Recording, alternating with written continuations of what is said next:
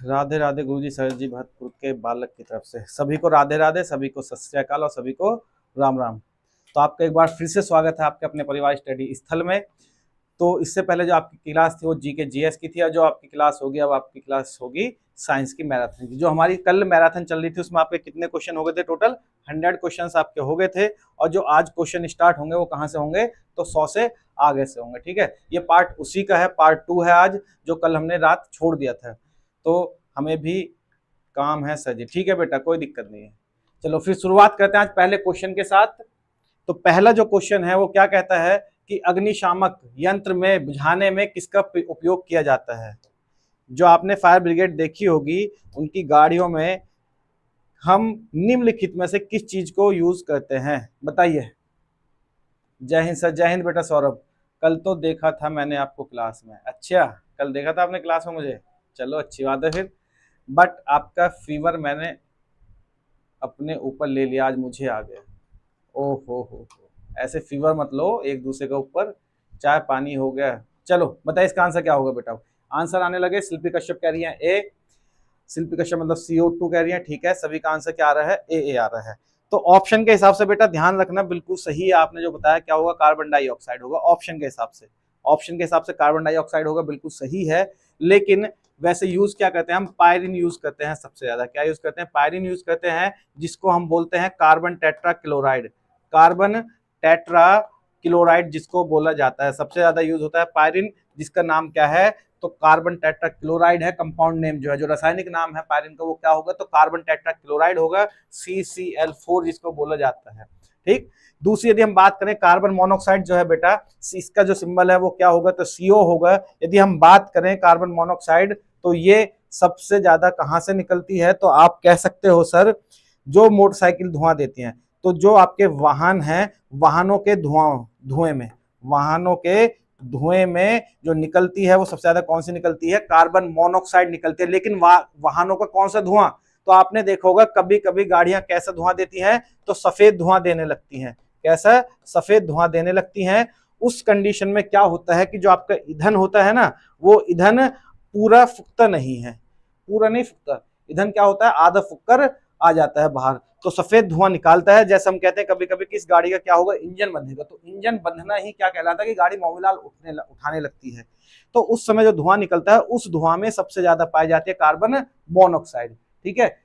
ईंधन का यहाँ पर क्या नहीं होता है? तो पूर्ण दहन नहीं होता है। क्या नहीं होता है? तो पूर्ण दहन नहीं होता है। आपको ये बात ध्यान रखनी है।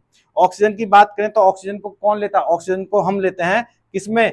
अपने श्वसन क्रिया में। श्वसन क्रिया में कौन यूज करता है? तो आप कह सकते हो सर, श्वसन क्रिया में यूज करते हैं कौन? तो मानव है या जीव जंतु है। मानव या जीव जंतु जो है वो किस चीज में यूज करते हैं ऑक्सीजन को? तो श्वसन क्रिया में यूज करते हैं। अगर हम बात करें सल्फर डाइऑक्साइड की, SO2 की, तो बेटा ध्यान रखना, ये क्या है? एक प्रदूषक है। क्या है? प्रदूषक है। और प्रदूषक गैस है। कैसी प्रदूषक गैस है? तो आप बोलोगे सर वायु प्रदूषक गैस है। कैसी गैस है? तो वायु प्रदूषक गैस होती है कौन? सल्फर डाइऑक्साइड या आपकी SO2 होती है। ठीक है। चलो जी, नेक्स्ट क्वेश्चन क्या कहता है? दूसरा, निम्नलिखित में से स्केलर मात्रा है, निम्नलिखित में से स्केलर मात्रा होती है तो कौन सी होती है? स्केलर का मतलब यहाँ क्या होगा? तो आप कह सकते हो सर स्केलर होती है अदिश राशि। कौन सी होती है? अदिश राशि जो होती हैं उन्हीं को हम क्या बोलते हैं?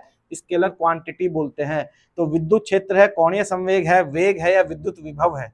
विद्युत विभव। निम्नलिखित में से कौन सा आपका अदिश राशि होगा? आपको ये कमेंट करके बताना है कि अदिश राशि कौन सी होगी। बबलू क्या प्रीति चाहिए तुझे? अरे अड्डा सधा जाओ। भरतपुर कह रहे हैं, पंडित कह रहे हैं बी। बहुत अच्छे बेटा। चलो जिसका आंसर आ रहे हैं CB। फिर बात महतो कह रहे हैं D। अच्छा चलो, और ठीक है, माँ बापू की लाडली भी कह रही है, लाडली अक्षु कह रही है C। राम राम गुजी, राम राम बेटा अंकित। बबलू चौहान कह रहे हैं C। अभी तक केवल एक बंदे का आंसर सही आया है, और वो किसका है? तो आप कहोगे सर प्रभात महतो का। किसका है? प्रभात महतो का जो है वो आंसर बिल्कुल सही है। क्या होगा? तो बेटा विद्युत विभव होता है। बाकी की ये जो तीनों हैं, ये सारी की सारी क्या होती हैं? तो आप कह सकते हो सर सारी की सारी होती हैं सदिश राशि। कैसी राशि होती हैं? सारी की सारी सदिश राशि होती हैं। जबकि जो विद्युत विभव है यही एक क्या होती है बेटा, अदिश राशि होती है, अदिश राशि होती है। विद्युत जो है, विद्युत विभव आपके अदिश राशि होती है, चाहे वो विद्युत क्षेत्र हो, चाहे, क्योंकि विद्युत क्षेत्र में बेटा, अच्छा विद्युत क्षेत्र क्यों नहीं हो सकता, जो आंसर ए लगा रहे हैं आप कहोगे सर विद्युत क्षेत्र इसलिए नहीं हो सकता क्योंकि फोर्स के साथ साथ, फोर्स के साथ साथ इसमें क्या दी होती है, डायरेक्शन भी दी होती है। फोर्स के साथ साथ क्या होती है, डायरेक्शन होती है, मतलब बल के साथ साथ क्या होती है, तो दिशा भी होती है, बल के साथ साथ दिशा होती है, इसलिए विद्युत क्षेत्र नहीं हो सकता। कोणीय संवेग में भी बिल्कुल सेम कंडीशन है। और वेग तो आप जानते हो क्या होता है, वेलोसिटी होता है, और वेलोसिटी का जो फॉर्मूला है वेग का, वो क्या होता है, तो आप बोलोगे सर विस्थापन बटे क्या होता है, समय होता है, विस्थापन बटे समय। अब बेटा विस्थापन जो है वो कैसी राशि है, आप बोलोगे सर सदिश राशि है। कैसी राशि है, सदिश राशि है। इसीलिए जो विद्युत विभव है इसमें कोई डायरेक्शंस नहीं होती हैं पोटेंशियल को फ्लो करने के लिए, इसीलिए आप कह सकते हो कि ये क्या है, अदिश राशि है। नेक्स्ट क्वेश्चन क्या कहता है, अंकित जाट कह रहे हैं बाय बाय बेटा, बाय बाय। सर मेरा भी बहुत ज्यादा गलत हो गया, हाँ आपका ही गलत है। सोडा पानी बनाते समय किस गैस का प्रयोग किया जाता है, सोडा पानी बनाते समय किस गैस का प्रयोग किया जाता है, और जहां सोडा का नाम आता है वहां एक दो व्यक्ति खुश हो जाते हैं, क्योंकि सोडा का यूज सबसे ज्यादा कहां होता है आज की डेट में, आप कहोगे सर शिकंजी बनाने में। इसमें शिकंजी बनाने में यूज होता है सबसे पहले नंबर पर, इसमें शिकंजी बनाने में यूज होता है। और दूसरे नंबर पर जो सबसे ज्यादा यूज होता है, आप कहोगे सर वो व्यक्ति वो होते हैं जो कहाँ जाते हैं, तो बार में जाते हैं। बार मतलब जो व्यक्ति क्या होते हैं, नाचते हैं, कहाँ पर, रोड पर नाचते हैं। कहाँ पर नाचते हैं, रोड पर नाचते हैं। रोड पर कौन नाचता है, जो व्यक्ति ज्यादा पीता है, ठीक है। तो पीने वाले व्यक्ति जो हैं वो सोडे के नाम पर खुश हो जाते हैं। तो इसलिए ध्यान रखना है कि जो सोडा है वो कौन सी गैस उसमें, हाँ नींबू पानी। अच्छा शिकंजी बेटा नींबू पानी में अंतर है क्या, थोड़ा बहुत अंतर होगा, बिल्कुल सही है। क्या कह रहा है, कार्बन डाइऑक्साइड, बहुत कार्बन डाइऑक्साइड, बिल्कुल सही है। क्या होगा, तो कार्बन डाइऑक्साइड होता है। कौन सी गैस होती है सोडा पानी बनाने में, तो भैया कार्बन डाइऑक्साइड होती है, बिल्कुल सही है। सल्फर नहीं होता है, एस से बिलोंग करते हैं, सी कार्बन को सी से, कार्बन मोनोऑक्साइड को सीओ से, और कार्बन डाइऑक्साइड को CO2 से, ठीक है। चलो शिल्पी कश्यप हंस रही हैं, ये फैक्ट है शिल्पी जी। हड्डियों का अध्ययन कहलाता है, हड्डियों का अध्ययन कहा जाता है, क्या कहा जाता है, अनॉर्थियोलॉजी। अनॉर्थियोलॉजी है बेटा, ये रे यहाँ नहीं आएगा, यहाँ आएगा, ठीक है। चलो ऑस्टियोलॉजी है, ये पैलेंटोलॉजी छोड़ दो आप, हिस्टोलॉजी है। तीन इंपॉर्टेंट है आपके लिए, पहला दूसरा और चौथा, तीसरा आप छोड़ दो। बताइए क्या होगा इसका आंसर, जल्दी जल्दी आंसर बताते रहिए, क्या इसका आंसर आएगा। बी अंकित कौन है ये, प्रीति जी आप हो क्या अभी, हाँ प्रीति जी हैं। बी ऑस्टियोलॉजी, हड्डियों का अध्ययन, बहुत अच्छे बेटा। हड्डियों का अध्ययन क्या कहलाता है, तो आप कहोगे सर ऑस्टियोलॉजी। हड्डियों का अध्ययन क्या कहलाता है, ऑस्टियोलॉजी। अगर हम बात करें अनॉर्थियोलॉजी की, तो पक्षियों का विज्ञान, क्या कहा जाता है इसे, पक्षियों का विज्ञान बोला जाता है, पक्षियों का विज्ञान बोला जाता है। ऑस्टियोलॉजी के अंतर्गत हम क्या करते हैं, तो आप बोलोगे सर हड्डियों का अध्ययन करते हैं। किसका अध्ययन करते हैं, तो हड्डियों का अध्ययन करते हैं ऑस्टियोलॉजी के अंतर्गत। हिस्टोलॉजी की बात करें तो सर आप बोलोगे कि ऊतक का अध्ययन करते हैं, जो ऊतक होते हैं ऊतकों का अध्ययन करते हैं। ऊतकों का अध्ययन जो है वो किसके अंतर्गत करते हैं, हिस्टोलॉजी के अंतर्गत करते हैं। आपको ये बात ध्यान रखनी है। जब बात आई है हड्डियों की, तो मानव शरीर में बेटा कितनी टोटल हड्डियां होती हैं, 206 हड्डियां होती हैं। कितनी टोटल हड्डियां होंगी मानव शरीर में, तो आप क्या बोलोगे सर 206 हड्डियां टोटल होती हैं मानव शरीर में। कितनी हड्डियां होती हैं, तो 206 हड्डियां होती हैं टोटल आपके मानव शरीर में। जो हड्डियां हैं, हड्डियां बेटा किससे बनी होती हैं, हड्डियों की यदि हम बात करें तो किससे बनी हुई होती हैं, बताइए किससे बनी होती हैं। विपिन सर कहाँ है, सर विपिन सर गए बेटा, उनकी क्लास खत्म। बताइए साइटोलॉजी सेल का, बहुत अच्छे। चलो साइटोलॉजी जो अध्ययन है, साइटोलॉजी के तहत जो अध्ययन किया जाता है, आप क्या कह सकते हो सर, वो किया जाता है किसका, कोशिका का। किसका अध्ययन किया जाता है, कोशिका का अध्ययन किया जाता है। किसके अंतर्गत, साइटोलॉजी के अंतर्गत, ठीक है। हड्डियां कितनी होती है मानव में, 206 होती हैं। हड्डियों के साथ साथ कुछ और भी पाया जाता है, तो हड्डियों के साथ साथ एक चीज और होती है जिसको हम बोलते हैं उपास्थि। क्या बोलते हैं, उपास्थि बोलते हैं। और हड्डियों को क्या बोलते हैं, अस्थि बोलते हैं। क्या बोलते हैं? अस्थि बोलते हैं। जो उपास्थि है इसको इंग्लिश में हम बोलते हैं कार्टिलेज। क्या बोलते हैं? कार्टिलेज। अगर हम बात करें सबसे बड़ी हड्डी की, यदि बेटा हम बात करें कि सबसे बड़ी जो हड्डी है वो कौन सी होगी, सबसे बड़ी हड्डी की यदि हम बात करें तो आप क्या कहोगे सर? वो होती है फीमर। कौन सी होती है? फीमर। जो कहाँ पाई जाती है? जांघ में पाई जाती है। कहाँ पाई जाती है? जांघ में पाई जाती है। यदि बात करें सबसे छोटी हड्डी की तो आप क्या बोलोगे सर? सबसे छोटी होती है कौन सी? स्टेप्स। कौन सी होती है? स्टेप्स सबसे छोटी हड्डी होती है। और ये कहाँ पाई जाती है? तो कान में पाई जाती है। और कान में ध्यान रखना टोटल कितनी हड्डियां पाई जाती हैं? 3 हड्डियां पाई जाती हैं, जिसका नाम क्या है? मिस है। क्या है? मिस है। मैलियस इनकस स्टेप्स इसका पूरा नाम है।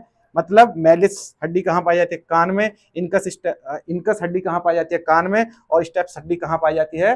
तो वो भी कान में ही पाई जाती है। स्टेप्स सबसे छोटी। बिल्कुल सही है बेटा, कान की हड्डी होती है। बहुत अच्छे। चलो, निम्न में से बिजली का सबसे अच्छा चालक कौन सा है? निम्नलिखित में से बिजली का सबसे अच्छा चालक कौन सा है? बताइए जल्दी, कौन सा है बिजली का सबसे अच्छा चालक? अगर हम बात करें कि बिजली का सबसे अच्छा चालक कौन सा है, तांबा है, चांदी है, लोहा है या फिर स्टील है? तांबा है, लोहा है, चांदी है या फिर स्टील है? बताइए जल्दी जल्दी, कौन सी हो गई? 3 गुणा 3 6। ठीक है बेटा, टोटल हड्डियां कान में कितनी होती है? तो एक में 3 होती है, दोनों में मिलाकर कितनी हो गई? 6 हो गई। ठीक है, अब मुझे आप इसका आंसर बताइए जो मैं आपसे पूछ रहा हूं। बी। रुपेंद्र भारती कह रही हैं बी। चलो जी, जिसका आंसर आ रहे हैं बी, बहुत अच्छी बात है।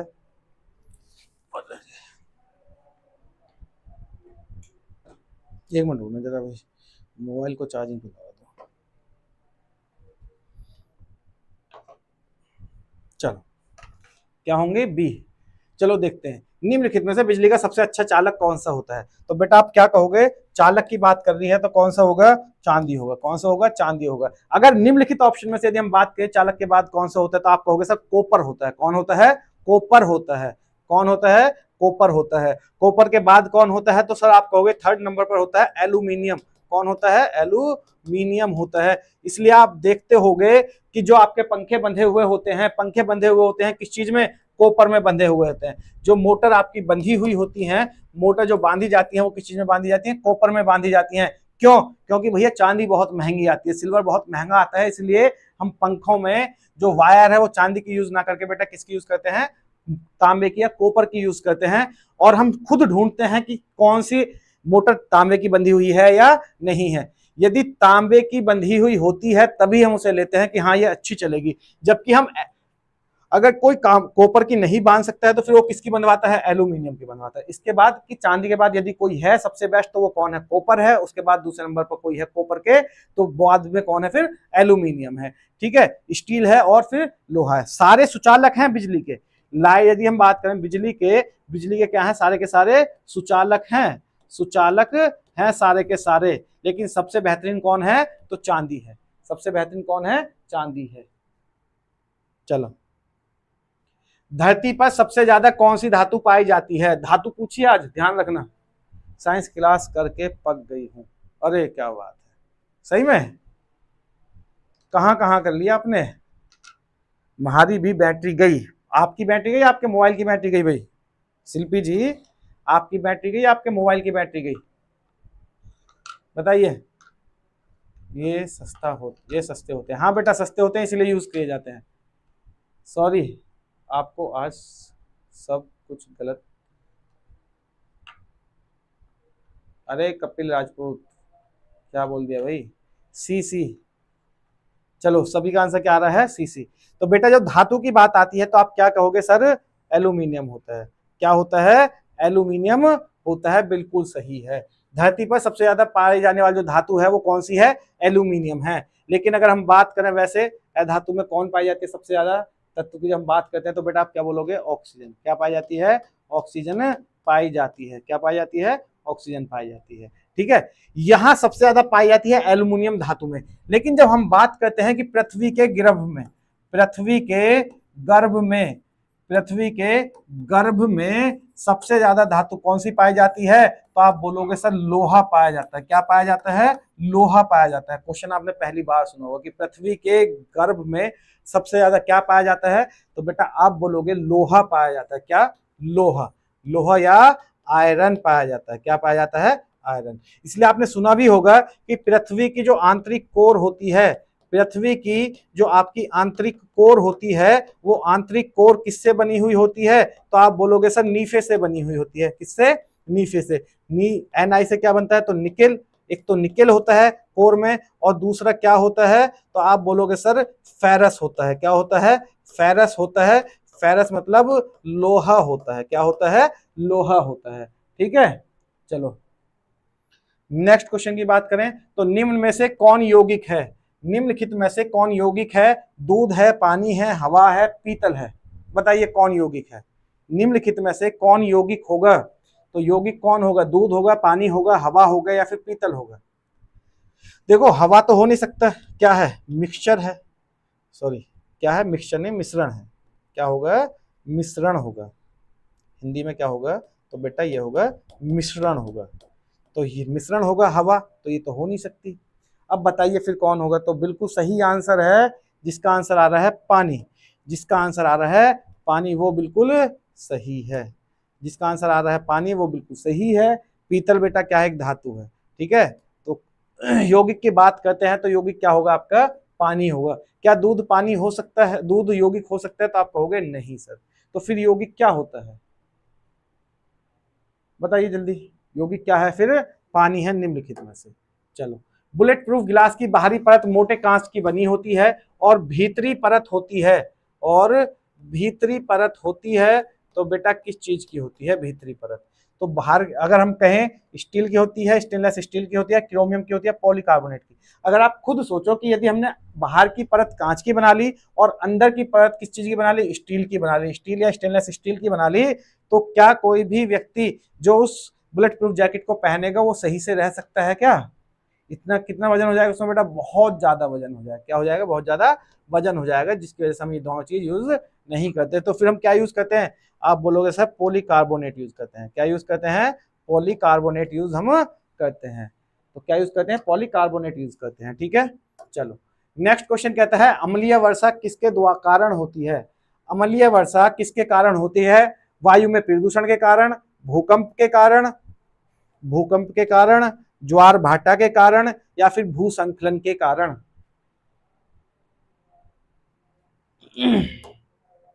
सी है बेटा, डी नहीं है। वायु में प्रदूषण, भूकंप, ज्वार भाटा या फिर भूसंकलन, बताइए किसके तहत होता है? 9 का कह दिया ए, वायु में प्रदूषण। बहुत अच्छा। क्या होगा? वायु में प्रदूषण। वायु में जो प्रदूषण होता है उसी के कारण क्या होती है? अम्लीय वर्षा होती है। और वायु में जो प्रदूषण होता है, स्पेशली कौन कौन सी गैस वर्षा अम्लीय वर्षा के लिए उत्तरदायी है? तो आप क्या कहोगे? सर एक तो होती है SO2 और एक होती है NO2। ये दोनों गैसें उत्तरदायी हैं किसके लिए? तो आप कहोगे सर अम्लीय वर्षा के लिए। अम्लीय वर्षा के लिए दोनों गैस जो है ये उत्तरदायी है। क्यों? क्योंकि सर ये दोनों गैस जो है मिलकर क्या बनाती हैं? तो ये बनाती हैं एसिड। और एसिड भी कौन कौन से बनाती हैं? तो आप कहोगे सर HNO3, जिसको हम बोलते हैं nitric acid. Nitric acid, nitric acid बोलते हैं। और दूसरा जो बनाती हैं वो दूसरा बनाती हैं H2SO4, H2SO4, जिसको हम बोलते हैं सल्फ्यूरिक एसिड। सल्फ्यूरिक एसिड बोलते हैं, जिसको हम सल्फ्यूरिक एसिड बोलते हैं। या फिर इसी का दूसरा नाम क्या है? तो अम्लराज है। क्या है? अम्लराज है इसका दूसरा नाम। ये भी बात आपको ध्यान रखनी है। ये दोनों गैसेस क्या बनाती हैं? तो HNO3 प्लस क्या बनाती हैं? H2SO4 बनाती हैं, जिसके कारण ही आपकी क्या होती है? अम्लीय वर्षा होती है। इसीलिए बोला जाता है कि जब मानसून की पहली वर्षा हो, जब मानसून की पहली वर्षा हो तो उसमें आपको नहाना नहीं चाहिए। नहाना नहीं चाहिए, ये भी बात ध्यान रखना है। जब पहली वर्षा होती है तो आपको उसमें नहाना नहीं चाहिए, स्पेशली सल्फर डाइऑक्साइड और नाइट्रिक एसिड। बिल्कुल सही है बेटा। चलो नेक्स्ट क्वेश्चन है विद्युत धारा किससे प्रवाहित होती है? विद्युत धारा किसके द्वारा प्रवाहित होती है? किससे प्रवाहित होती है? तो विद्युत धारा का मतलब क्या है? ये कह रहा है सर इलेक्ट्रिक करंट। जो आपका इलेक्ट्रिक करंट होता है वो किससे प्रवाहित होता है, इलेक्ट्रॉन से, प्रोटॉन से, न्यूट्रॉन से या फिर फोटॉन से? बताइए भाई। कोई भी एटम है, जब किसी भी एटम की, या हम कहें किसी भी एलिमेंट का कोई एटम है, किसी तत्व का कोई एटम है, तो क्या उसमें जो आपस में रिएक्शन करते हैं वो कौन करते हैं? भाई आपने एक वर्ड सुना होगा,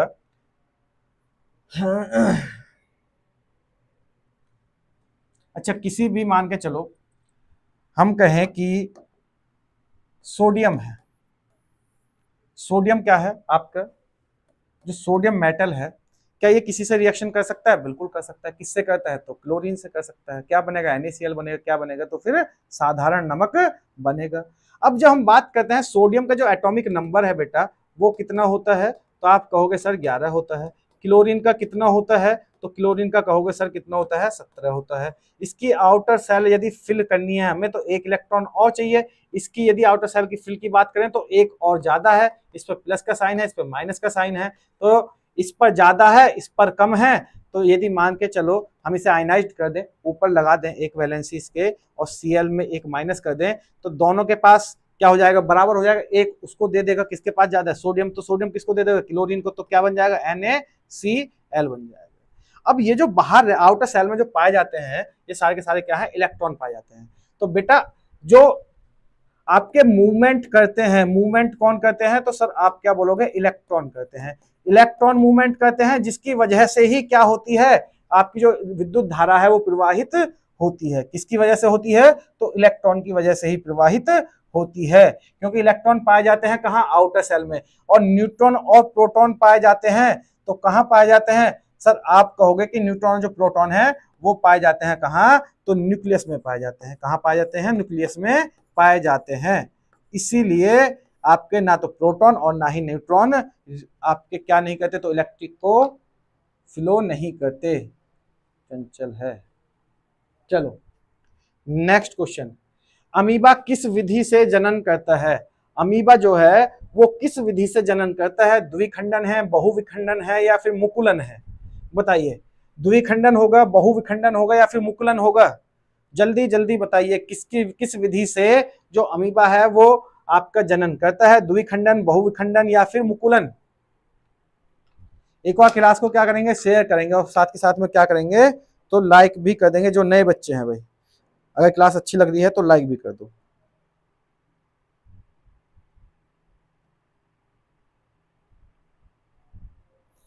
बताइए जल्दी क्या होता है। आंसर कह रहा है 7.5, 7:50, 11 का डी। बहुत अच्छे Shilpi Kashyap, good afternoon sir. Silent queen, good afternoon बेटा। विशु यादव कह रहे हैं मुकुलन, बहुविखंडन। प्रभात महतो कह रहे हैं, और उपेंद्र भारती कह रही हैं बी आंसर। पृथ्वी पांडे कह रहे हैं ए आंसर। तो बेटा अभी तक केवल एक ही बच्चे का आंसर सही है जिसका नाम है पृथ्वी पांडे। क्या नाम है, पृथ्वी पांडे है। ठीक है, तो बेटा ध्यान रखना, कर दिए सर लाइक सब्सक्राइब। ठीक है बेटा, तो अमीबा किस विधि से जनन करता है, तो आप क्या बोलोगे सर, विखंडन से जनन करता है। अब जब बात आती है मुकुलन की, तो बेटा अमीबा करता है किससे, अमीबा जो करता है वो किससे करता है, तो द्विखंडन से करता है। यदि हम मुकुलन की बात करें तो आप क्या बोलोगे, सर हाइड्रा जो करता है, हाइड्रा किससे करता है, तो मुकुलन से करता है। ये भी बात ध्यान रखनी है, हाइड्रा करेगा मुकुलन से और जो आपका अमीबा है वो करेगा द्विखंडन से। ठीक है, अर्चिता आर्य कह रही है जय हिंद सर। जय हिंद बेटा। चलो प्रोटॉन होते हैं, कैसे होते हैं, धनात्मक होते हैं, ऋणात्मक होते हैं, उदासीन होते हैं। बताइए क्या होते हैं। सर मेरा एक गलत हो गया, एक गलती हो गई। ठीक है कोई बात नहीं बेटा। सुनील सैनी ए। अच्छा इसका बताइए आप।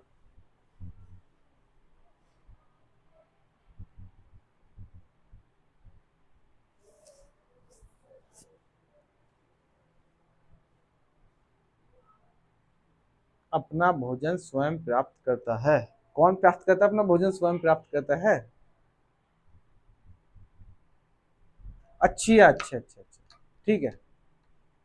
ए धनात्मक होते हैं, सभी का आंसर आ रहा है बिल्कुल सही। क्या होते हैं, तो धनात्मक होते हैं। कैसे होते हैं, तो धनात्मक होते हैं। मतलब इन पर जो साइन रहता है वो कैसा रहता है, तो आप कहोगे सर पॉजिटिव रहता है, मतलब प्लस का चिन्ह रहता है। ठीक है, इलेक्ट्रॉन पर। और यदि हम बात करें ऋणात्मक होते हैं मतलब नेगेटिव होते हैं, नेगेटिव चार्ज वाले होते हैं, तो नेगेटिव चार्ज जो है वो किस पर रहता है, इलेक्ट्रॉन पर रहता है। नेगेटिव चार्ज जो रहता है वो किस पर रहता है, तो आप कहोगे सर इलेक्ट्रॉन पर रहता है। किस पर रहता है, इलेक्ट्रॉन पर। उदासीन मतलब न्यूट्रल रहते हैं, क्या रहते हैं, न्यूट्रल रहते हैं। और न्यूट्रल कौन रहता है, तो आप कहोगे सर न्यूट्रॉन रहता है। कौन रहता है, न्यूट्रॉन रहता है। क्यों, ना तो इस पर प्लस ही होता है और ना क्या होता है उस पर माइनस ही होता है, ना प्लस ना माइनस, इसलिए कैसे रहते हैं, न्यूट्रल रहते हैं। ठीक है। हेपेरिन उत्पादित होता है, जो हेपेरिन है वो कहां से उत्पादित होता है, लीवर की कोशिकाओं से, हड्डियों की गुदा से, या फिर गुर्दे की कोशिकाओं से, या फिर रक्त कोशिकाओं से, बताइए जल्दी कहां से होता है हेपेरिन जो होता है, न्यूट्रॉन इलेक्ट्रॉन। बेटा न्यूट्रॉन किस पर कोई भी चार्ज नहीं रहता अक्षु।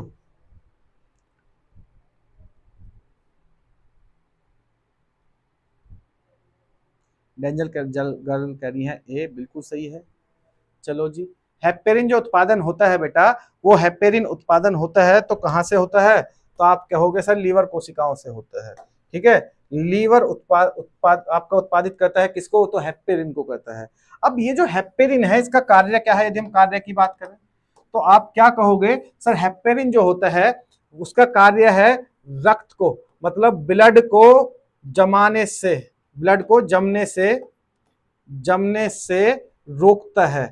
लेकिन कहां रोकता है, जमने से रोकता है, बिल्कुल सही है, लेकिन कहां रोकता है, तो आप कहोगे सर जमने से तो रोकता है, लेकिन कहां रोकता है, तो शरीर के अंदर ही रोकता है, शरीर के अंदर, शरीर के अंदर ही रोकता है, शरीर के बाहर नहीं रोकता। जबकि शरीर के बाहर रक्त के थक्के को जमाने में, यदि शरीर के हम बाहर कहें कि जो सर रक्त का थक्का है, जो रक्त का थक्का होता है, रक्त का थक्का को जमाने में कौन सहायक होता है, जमाने में सहायक जो होता है, तो आप क्या कहोगे सर, वो होता है विटामिन के होता है। क्या होता है, विटामिन के होता है। और फाइब्रोनिज्म बोलते हैं हम इसे, मतलब जो विटामिन के साथ साथ जो रिएक्शन करता है, जो जालीदार आपके पाया जाता है, उसे क्या बोलते हैं, फाइब्रोनिज्म, फाइब्रोनिज्म बोला जाता है।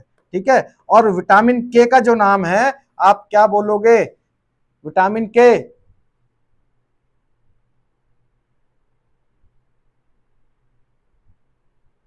फिर हीमोग्लोबिन क्या करता है, यकृत कोशिकाओं के साथ साथ रक्त को कोशिकाओं के साथ भी होता है, बिल्कुल सही है। उस पर ऐसे ऊपर से ऐसे बात नहीं है, क्या कर रहे हो, मेरा वीक है। ठीक है बेटा, कोई नहीं। तो बेटा ध्यान रखना, हीमोग्लोबिन जो है, हीमोग्लोबिन का कार्य क्या है, हीमोग्लोबिन जो है आपके ऑक्सीजन को लाने और ले जाने का कार्य करता है, जो मेन कार्य है कहाँ, ब्लड में। ठीक है, हीमोग्लोबिन जो है ऑक्सीजन को ले जाने का काम करता है, मेन जो वर्क है उसका वो ब्लड में ऑक्सीजन को लाना और ले जाना है। ठीक, चलो जी, बिल्कुल सही है। चलो नेक्स्ट क्वेश्चन है कि सबसे भारी गैस कौन सी है, सबसे भारी गैस जो है वो कौन सी है, ऑक्सीजन है, नाइट्रोजन है, हीलियम है, या फिर रेडॉन है, बताइए सबसे भारी गैस कौन सी है, ऑक्सीजन है, नाइट्रोजन है, हीलियम है, या फिर रेडॉन है, जल्दी जल्दी आंसर दीजिए। रुधिर का थक्का विटामिन के की वजह से, बिल्कुल बढ़िया बेटा, रुधिर का जो थक्का जमता है वो विटामिन के की वजह से जमता है, जिसका नाम क्या होगा, तो आप बोलोगे सर नेफ्थाक्विनोन होता है या फिलक्विनोन होता है। ठीक है,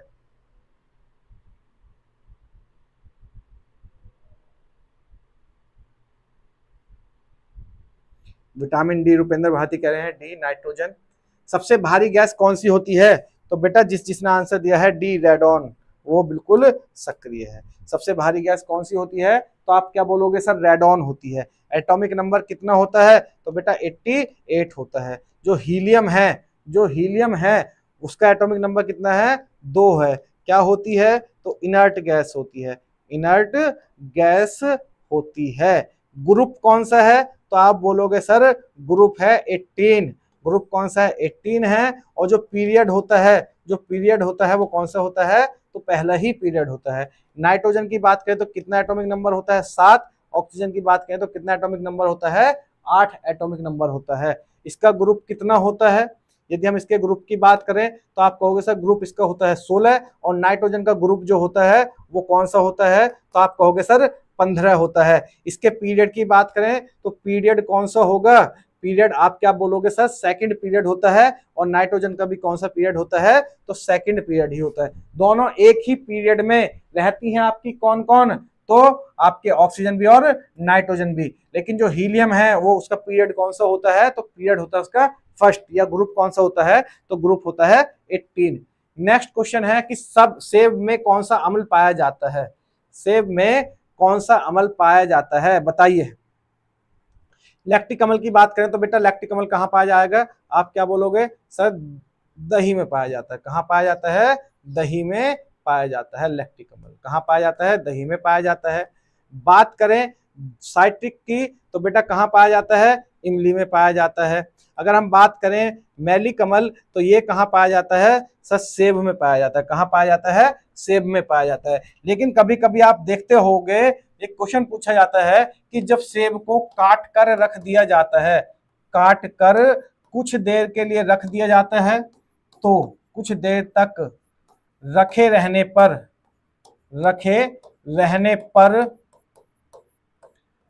इसका जो रंग है, रखे रहने पर इसका जो कलर है वो कैस कलर भूरे रंग का हो जाता है, भूरे रंग का हो जाता है, भूरे रंग का हो जाता है। तो उसका कारण क्या है बताइए, भूरे रंग का हो जाता है तो उसका कारण क्या है। जय हिंद सर, जय हिंद बेटा, जल्दी जल्दी बताइए उसका कारण क्या होगा।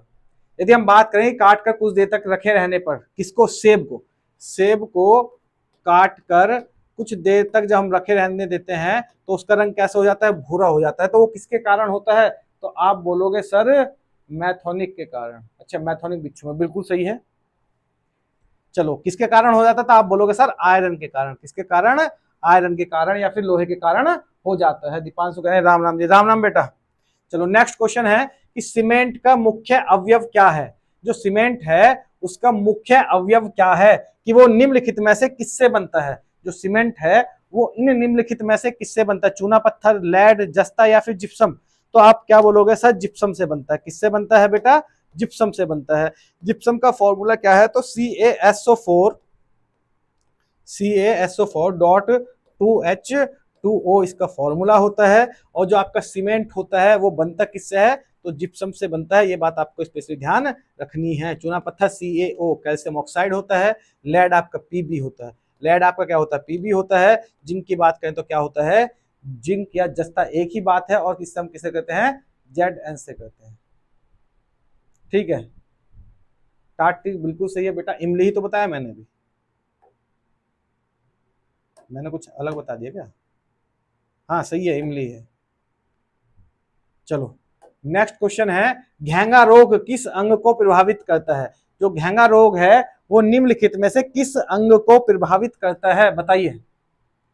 जो घेंगा रोग है वो निम्नलिखित में से किस अंग को प्रभावित करता है। भीगा बिल्ला कह रहे हैं जय श्री राम सबको, बेटा सभी को जय श्री राम। चलो बताइए किसको प्रभावित करता है, तो घेंगा रोग किस अंग को प्रभावित करता है। आप क्या कहोगे सर, घेंगा रोग करता है किसको, गले को। घेंगा रोग जो प्रभावित करता है वो किसको करता है, गले को करता है। और घेंगा रोग कहाँ होता है, गले में होता है, जिसको हम इंग्लिश में बोलते हैं गोइटर। क्या बोलते हैं, गोइटर बोलते हैं। किसकी कमी से होता है, तो आप बोलोगे सर कमी होती है किसकी, तो आयोडीन की। किसकी कमी से होता है, आयोडीन की कमी से होता है। आंख में कौन सा रोग होता है, तो रतौंधी होती है, मोतियाबिंद होता है, जीरोप्थेल्मिया होता है। आपको ध्यान रखना है, पेट में तो बहुत सारी बीमारियां, सारे रोग ही कहां से शुरू होते हैं, तो पेट से शुरू होते हैं। और सबसे ज्यादा पेट में किस चीज की शिकायत रहती है, तो आप कहोगे सर इन्फेक्शन की। किस चीज की शिकायत होती है, पेट में सबसे ज्यादा इन्फेक्शन की शिकायत होती है।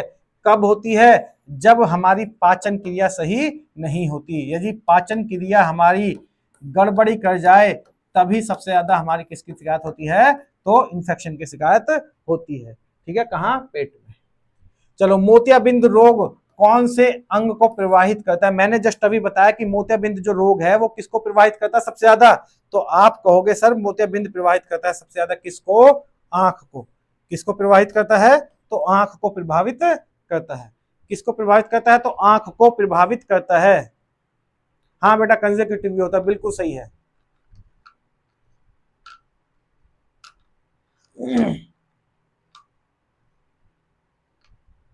सर पहले हम बताए हैं। ठीक है बेटा, जिसने बताया बहुत अच्छी बात है। अच्छी, अच्छा अच्छा अच्छा, सही सही सही सही। मैंने, अच्छा साइट्रिक पूछा है, ठीक है ठीक है। साइट्रिक जो होगा बेटा वो होगा नींबू में। किसमें होगा? नींबू में होगा। ठीक है, बिल्कुल ठीक है। आप टाट, मैं ये कह रहा हूँ कि आपने बोला है टार्ट्रिक। जो टार्ट्रिक होता है, टार्ट्रिक किसमें होता है? तो आप कहोगे इमली में, बिल्कुल सही है। अच्छी अच्छा अच्छा। ठीक है, साइट्रिक मैंने गलती से वो इमली लिख दिया, टार्ट्रिक पाया जाता है। चलो नेक्स्ट क्वेश्चन जो है वो क्या है? मोतियाबिंद मैंने अभी बता दिया कहाँ होता है, तो आंख में होता है। ठीक है, चलो नेक्स्ट क्वेश्चन है कि पृथ्वी कितनी गतियां करती है? जो हमारी पृथ्वी है वो कितनी गतियां करती है? गतियां कितनी करती है? तो आप कहोगे सर दो गतियां करती है। एक तो क्या होती है? एक तो होती है रिवोल्यूशन, रिवोल्यूशन होती है, और एक क्या होती है? तो रोटेशन होती है। क्या होती है? रोटेशन होती है। रिवोल्यूशन को हम बोलते हैं सर परिक्रमण गति करती है, एक तो परिक्रमण, और एक क्या करती है? तो परिभ्रमण करती है। क्या करती है? परिभ्रमण करती है। तो दो गति करती है, एक तो परिक्रमण वाली गति करती है और एक क्या करती है? तो परिभ्रमण गति करती है। ठीक है, परिभ्रमण, बिल्कुल। अब परिक्रमण जो है ये क्या है? तो इसका मतलब क्या होता है कि सूर्य के चारों तरफ जो चक्कर लगाती है पृथ्वी, सूर्य के चारों तरफ जो पृथ्वी चक्कर लगाती है उसी को हम क्या बोलते हैं? रिवॉल्यूशन बोलते हैं, या फिर परिक्रमण की गति बोलते हैं। या रोटेशन जो है, परिभ्रमण, ये क्या करती है कि पृथ्वी पृथ्वी जब अपने एक्सिस पर ही, नॉर्थ साउथ, जब अपने एक्सिस पर ही चारों तरफ घूमे या अपने अक्ष पर ही चक्कर लगाए तो उसे हम क्या बोलते हैं? परिभ्रमण बोलते हैं। ठीक है, अपने अक्ष पर जब गति करती है, घूमती है, तो क्या बोलते हैं? परिभ्रमण बोलते हैं। जो परिक्रमण है इससे क्या चेंज होता है? तो आप कहोगे सर मौसम परिवर्तन होता है। क्या होता है? मौसम परिवर्तन होता है, मौसम परिवर्तन होता है। और जो परिभ्रमण है इससे क्या होता है? तो आप क्या कहोगे सर? दिन और रात का होना, दिन और रात का होना, दिन और रात का होना किसके कारण संभव है? तो आप कहोगे सर अपने अक्ष पर जो पृथ्वी घूमती है, रोटेशन के कारण या फिर परिभ्रमण के कारण। ऑप्शन क्या होगा? तो आप कहोगे सर दो होगा। ठीक है, नेक्स्ट क्वेश्चन के लिए हम बात करें, दूध की शुद्धता को मापने वाला यंत्र है, जो दूध की शुद्धता को मापने वाला यंत्र है वो कौन सा है? बताइए जल्दी। दूध दूध की शुद्धता को, सर्दी गर्मी परिक्रमण के कारण होती है, बिल्कुल मौसम परिवर्तन बेटा वही है। चलो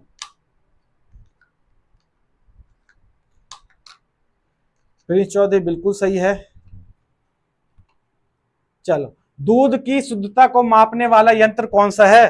तो आप क्या कहोगे सर? दूध की जो शुद्धता है वो किसके तहत मापी जाती है? तो आप कहोगे सर लैक्टोमीटर के कारण। किसके कारण मापी जाती है? तो लैक्टोमीटर के कारण मापी जाती है। किसके कारण? लैक्टोमीटर के कारण मापी जाती है, बिल्कुल सही है। अमीटर के कारण क्या मापा जाता है? तो आप कहोगे सर करंट। क्या मापा जाता है? करंट मापा जाता है, या फिर विद्युत धारा मापी जाती है। विद्युत धारा मापी जाती है किसके तहत? अमीटर के तहत। वोल्ट मीटर के तहत क्या मापा जाता है? तो आप कहोगे सर विद्युत विभवांतर मापा जाता है। क्या मापा जाता है? तो विभवांतर मापा जाता है, विद्युत विभवांतर, विभवांतर मापा जाता है किसके तहत? वोल्ट मीटर के तहत। थर्मामीटर के तहत क्या मापा जाता है? तो आप कहोगे सर बॉडी का टेम्परेचर, बॉडी का जो ताप है वो मापा जाता है किसके तहत? तो थर्मामीटर के तहत मापा जाता है। चलो नेक्स्ट क्वेश्चन क्या है? नेक्स्ट क्वेश्चन कहता है कि परमाणु का रासायनिक गुण किस पर निर्भर करता है? बताइए जल्दी फटाफट आंसर इसका।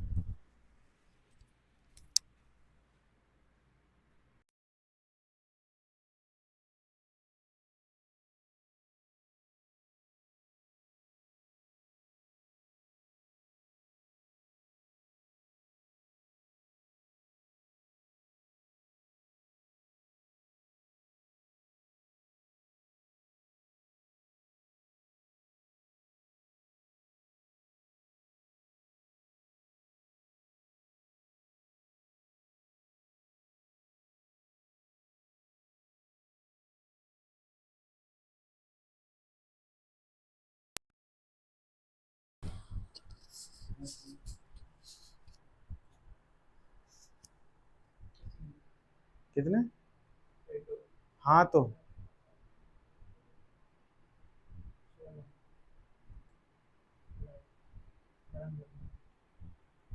चलो ठीक है बेटा, बताइए इसका क्या होगा।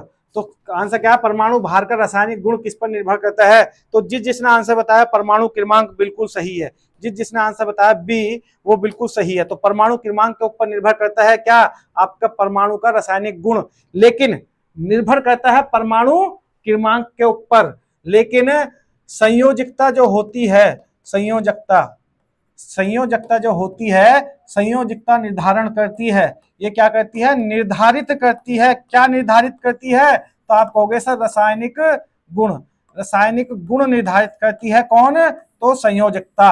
रासायनिक गुण कौन निर्धारित करती है, तो संयोजकता निर्धारित करती है। संयोजकता मतलब वैलेंसी, कौन निर्धारित करती है, तो वैलेंसी निर्धारित करती है रासायनिक गुण, लेकिन निर्भर किसके ऊपर रहता है, तो परमाणु क्रमांक के ऊपर। दोनों चीज को सही से समझना, निर्भर रहता है परमाणु क्रमांक के ऊपर, लेकिन जो निर्धारित करती है वो निर्धारित कौन करती है, तो रासायनिक गुण को वो करती है आपकी वैलेंसी या फिर संयोजकता। दोनों चीजों में अंतर है सर, हिंदी में इजी होता है या इंग्लिश में, बेटा दोनों चीजों में सही है।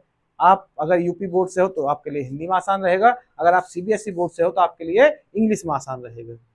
नेक्स्ट क्वेश्चन, पैर और मुंह की बीमारी किसको होती है, पैर और मुंह की बीमारी किसको होती है, बताइए। पैर और मुंह की जो बीमारी है वो किसको होती है, पशु को होती है, मनुष्य को होती है, मछली को होती है, या फिर बंदर को होती है। तो आपने गांव में एक बीमारी सुनी होगी, मुंह पका, क्या सुनी होगी, मुंह पका।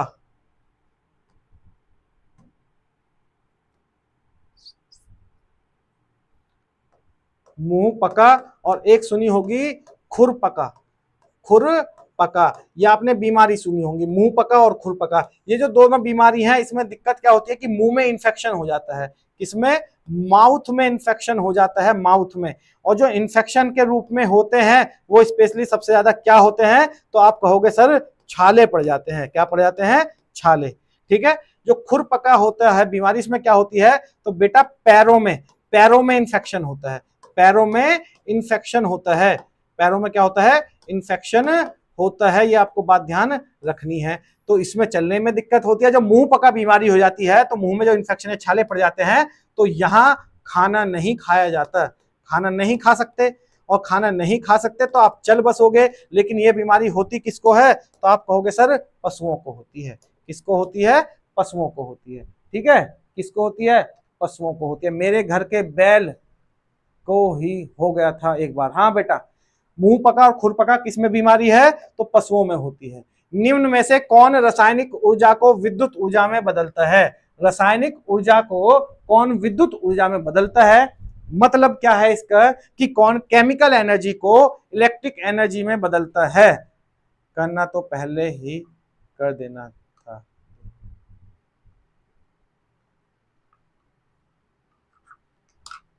पहले सोचा कि लास्ट डेट है अभी भर, तब भर देंगे, अब साइट नहीं चल रही, 4 दिन हो गए यार। अच्छा, आपकी भैंस को भी हो गई थी प्रिंस चौधरी, चलो लास्ट डेट के ऊपर नहीं छोड़ना ना। हाँ बेटा, लास्ट डेट के ऊपर कभी मत छोड़ो किसी भी चीज को, पहले ही फॉर्म आपको भर देना चाहिए था। तो बेटा रासायनिक एनर्जी जो है, जो केमिकल एनर्जी है, उसको इलेक्ट्रिक एनर्जी में या फिर विद्युत ऊर्जा में कौन बदलता है, पंखा बदलता है, सेल बदलता है, स्टोव बदलता है, या फिर बल्ब बदलता है। तो आप क्या कहोगे सर, सेल बदलता है। क्या बदलता है, सेल बदलता है। क्या बदलता है, सेल बदलता है। ठीक है, क्या बदलता है, तो सेल बदलता है। हम सर बिल्कुल, चलो। अच्छा, बल्ब क्या करता है बेटा, बल्ब क्या करता है, तो बल्ब को आप कह सकते हो सही है, इलेक्ट्रिक जो एनर्जी है, जो विद्युत ऊर्जा है, उसको किस चीज में कन्वर्ट करता है, तो ये ऊष्मा में कन्वर्ट करता है। किसमें, ऊष्मा में, हीट में कन्वर्ट करता है। ठीक है, चलो। सामान्यतः पानी शुद्ध करने की एक विधि है, सामान्यतः पानी शुद्ध करने की एक विधि है, क्लोरीनेशन है, छनाई है, ब्रोमिनाइजेशन है। तो बेटा ब्रोमिनाइजेशन तो होगा नहीं। ठीक है, ब्रोमिनाइजेशन का मतलब क्या है, यदि आप किसी के साथ किसी भी कंपाउंड में ब्रोमिनाइजेशन कर रहे हो तो वहां क्या जोड़ रहे हो, तो ब्रोमीन के आप वहां पर मौलिक एटम्स को जोड़ रहे हो। तो इसका मतलब क्या है कि छनाई होती है क्या, नहीं होती। तो ऑप्शन एक ही बचा, और ऑप्शन कौन सा बचा, क्लोरीनेशन। क्या होता है, क्लोरीनेशन होता है, क्लोरीन डाली जाती है और पानी आपका क्या होता है, तो शुद्ध हो जाता है। ठीक है, क्लोरीनेशन होता है। नेक्स्ट क्वेश्चन क्या कहता है कि 1 किलो कैलोरी में 1 किलो कैलोरी में कितनी कैलोरी होती हैं? 1 किलो कैलोरी में कितनी कैलोरी होती है? तो 1 किलो का मतलब है 1000, तो इसका मतलब कितनी कैलोरी होती हैं? 1000 कैलोरी होती हैं 1 किलो में। 1 किलो में कितनी कैलोरी? तो 1000 कैलोरी होती हैं। ठीक है, चलो जी नेक्स्ट क्वेश्चन क्या कहता है? अच्छा, कैलोरी जो है वो किसकी इकाई है? अगर हम बात करें जो कैलोरी है, तो कैलोरी किसकी इकाई है बताइए जरा। अगर हम बात करें जो कैलोरी है वो मात्रक किसका है? बताइए जल्दी, कैलोरी किसका मात्रक है? कैलोरी किसका मात्रक है? कैलोरी किसका मात्रक है? बताइए, कैलोरी किसका मात्रक है? खगोल, अच्छा तुरंत आंसर देख लिया आगे वाला। खगोल खगोल खगोल, आंसर देख लिया इसका, ऊर्जा का। कैलोरी किसका है? ऊर्जा का है या ऊष्मा का है? ऊर्जा है या ऊष्मा है? आप क्या बोलोगे सर? ऊष्मा होती है। क्या होती है? ऊष्मा या ऊर्जा। ऊर्जा का होता है जूल, बहुत अच्छे। ऊर्जा का क्या होता है? जूल होता है। चलो चलो नेक्स्ट क्वेश्चन है कि ब्रह्मांड का अध्ययन करने वाले विज्ञान को कहते हैं, तो इसका तो आंसर तुमने सबने पहले ही दे दिया क्वेश्चन देखकर, क्या होगा? खगोल। बहुत तेज हो रहे हो तुम सबके सब हैं, बस हल्की सी नजर पड़ी नहीं क्वेश्चन पे, उसका आंसर तुरंत। चलो, सिमरन कौत कह रहे हैं ऊष्मा, बिल्कुल सही है बेटा आपका। ऊष्मा का होता है, ऊर्जा का जूल होता है, बिल्कुल सही है। कैलोरी किसका है? तो ऊष्मा का होता है। खगोल, हाँ आपने इसका आंसर पहले ही दे दिया था, खगोल। चलो, ज्योतिष जो है बेटा, ज्योतिष में क्या कहते हैं? दूसरों का भविष्य बताते हैं। क्या बताते हैं? दूसरों का भविष्य बताते हैं। और दूसरों का भविष्य वो बताते हैं जिसको खुद नहीं मालूम कि मेरा भविष्य क्या है। ठीक है, इसलिए इस पर तो विश्वास करो ही मत। ठीक है, अनुवांशिक मतलब जेनेटिक्स। जेनेटिक्स के अंदर किस चीज की वो कहते हैं हम पढ़ाई? तो आप कहोगे सर जीन के बारे में। किसके बारे में पढ़ते हैं? तो आप कहोगे सर जीन्स के बारे में पढ़ते हैं। ठीक है, देख रहे हैं बोलेगा। चलो नेक्स्ट क्वेश्चन क्या है? एक व्यक्ति वृत्ताकार मार्ग पर चक्कर लगा रहा है तो कौन सा बल अनुभव करेगा? यदि एक व्यक्ति वृत्ताकार मार्ग पर चक्कर लगा रहा है तो कौन सा बल अनुभव करेगा? स्वास्थ्य बल करेगा? तो ये तो काट ही दो। गुरुत्वाकर्षण बल करेगा, अपकेंद्रीय बल करेगा या अभिकेंद्रीय बल करेगा? बताइए बाबा जी। हाँ बाबा जी बिल्कुल सही बात बोली है। जो दूसरा का भविष्य बताते हैं वो कौन होते हैं? बाबा जी। अगर उन्हें अपने भविष्य का मालूम होता है तो सही से पहले से नहीं चलते, वो बाबा थोड़े ही बनते फिर। ऐसे और बोलते हैं सर, खुश रहे बच्चा, टाइम ना भूल बच्चा। अच्छा अच्छा, हमें ना भूल बच्चा, हाँ बिल्कुल सही बोले। ऐसे बोलते हैं कि खुश रहे बच्चा और हमें ना भूल बच्चा, बिल्कुल सही है। अप केंद्र, अप केंद्रीय बल, अप केंद्रीय बल या फिर अभिकेंद्रीय बल? अप केंद्रीय बल या फिर अभिकेंद्रीय बल? देख लो एक बार, अप केंद्रीय बल होता है या फिर अभिकेंद्रीय बल होता है? बेटा डेंजर गर्ल, गुरुत्वाकर्षण बल तो होगा नहीं, ग्रेविटेशनल फोर्स थोड़ी होगा। ग्रेविटेशनल फोर्स नहीं होता है, ग्रेविटेशनल फोर्स नहीं होगा। ठीक है, चलो आप तो जा रहे हो, हाँ हम नहीं जा रहे कहीं नहीं। तो क्या होता है बेटा? आप बोलोगे सर अभिकेंद्रीय बल होता है। कौन सा बल होता है? अभिकेंद्रीय बल होता है। ठीक है, चलो जी, अभिकेंद्रीय बल होता है। नेक्स्ट की तरफ बात करें तो पीलिया किस अंग को प्रवाहित करता है? पीलिया किस अंग को प्रभावित करता है? अब ये अभिकेंद्रीय बल जो अपकेंद्रीय बल बताएं बेटा वो नहीं होगा। जब आप भागते हो किसी गोल की तरफ तो आप महसूस करते हो कि आप कहां की तरफ को झुक रहे हो? अंदर की तरफ को झुक रहे हो। ठीक है, तो ध्यान रखना, जब आप अंदर की तरफ को झुक रहे हो इसका मतलब कौन सा है? अभिकेंद्रीय बल है। पीलिया किस अंग को प्रभावित करता है? पीलिया किस अंग को प्रभावित करता है? हृदय को, मस्तिष्क को या फिर लीवर को? बताइए। पीलिया को हम इंग्लिश में बोलते हैं जॉन्डिस। क्या बोलते हैं? जॉन्डिस की बीमारी। जॉन्डिस की बीमारी बोलते हैं पीलिया को। तो जॉन्डिस की जो बीमारी है वो किसको प्रभावित करती है? हृदय को, मस्तिष्क को या लीवर को? तो आप क्या बोलोगे सर? लीवर को करती है। किसको करती है? लीवर को करती है। लीवर को प्रभावित कर देती है कौन? आपका पीलिया कर देता है। और पीलिया क्या करता है? तो आपके शरीर को भी क्या करने लगता है? धीरे धीरे पीला पीला करने लगता है। क्या करने लगता है? शरीर को भी पीला करने लगता है। आपकी आंखें पीली हो जाती हैं, नाखून पीले हो जाते हैं। तो सबसे ज्यादा प्रभाव जो करता है वो किसको करता है? लीवर को करता है। तो वो क्या छोड़ने लगता है? ज्यादा बिलरुबिन छोड़ने लगता है, बिलरुबिन। ठीक है, बिलरुबिन। चलो नेक्स्ट क्वेश्चन क्या होगा? हाइड्रोजन बम का आविष्कार किसने करा? हाइड्रोजन बम का आविष्कार किसने करा? एडवर्ड टेलर ने, रॉन्टजन ने खोज करी थी बेटा एक्सरे की। किसकी करी थी? एक्सरे की खोज करी थी। क्यूरी ने करी थी किसकी? रेडियम की करी थी। किसकी? रेडियम की खोज करी थी। और बात करें एडवर्ड टेलर, बिल्कुल सही आंसर है, एडवर्ड टेलर ने ही किसकी खोज करी? तो आप बोलोगे सर हाइड्रोजन बॉम्ब की खोज करी।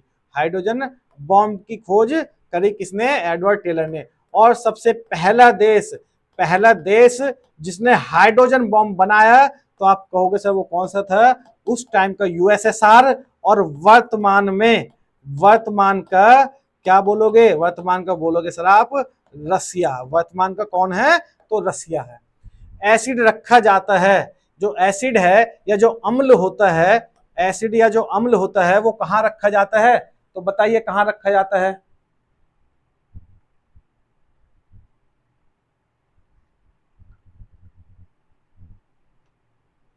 दिव्य चौधरी, राम राम सर जी, राम राम बेटा दिव्य।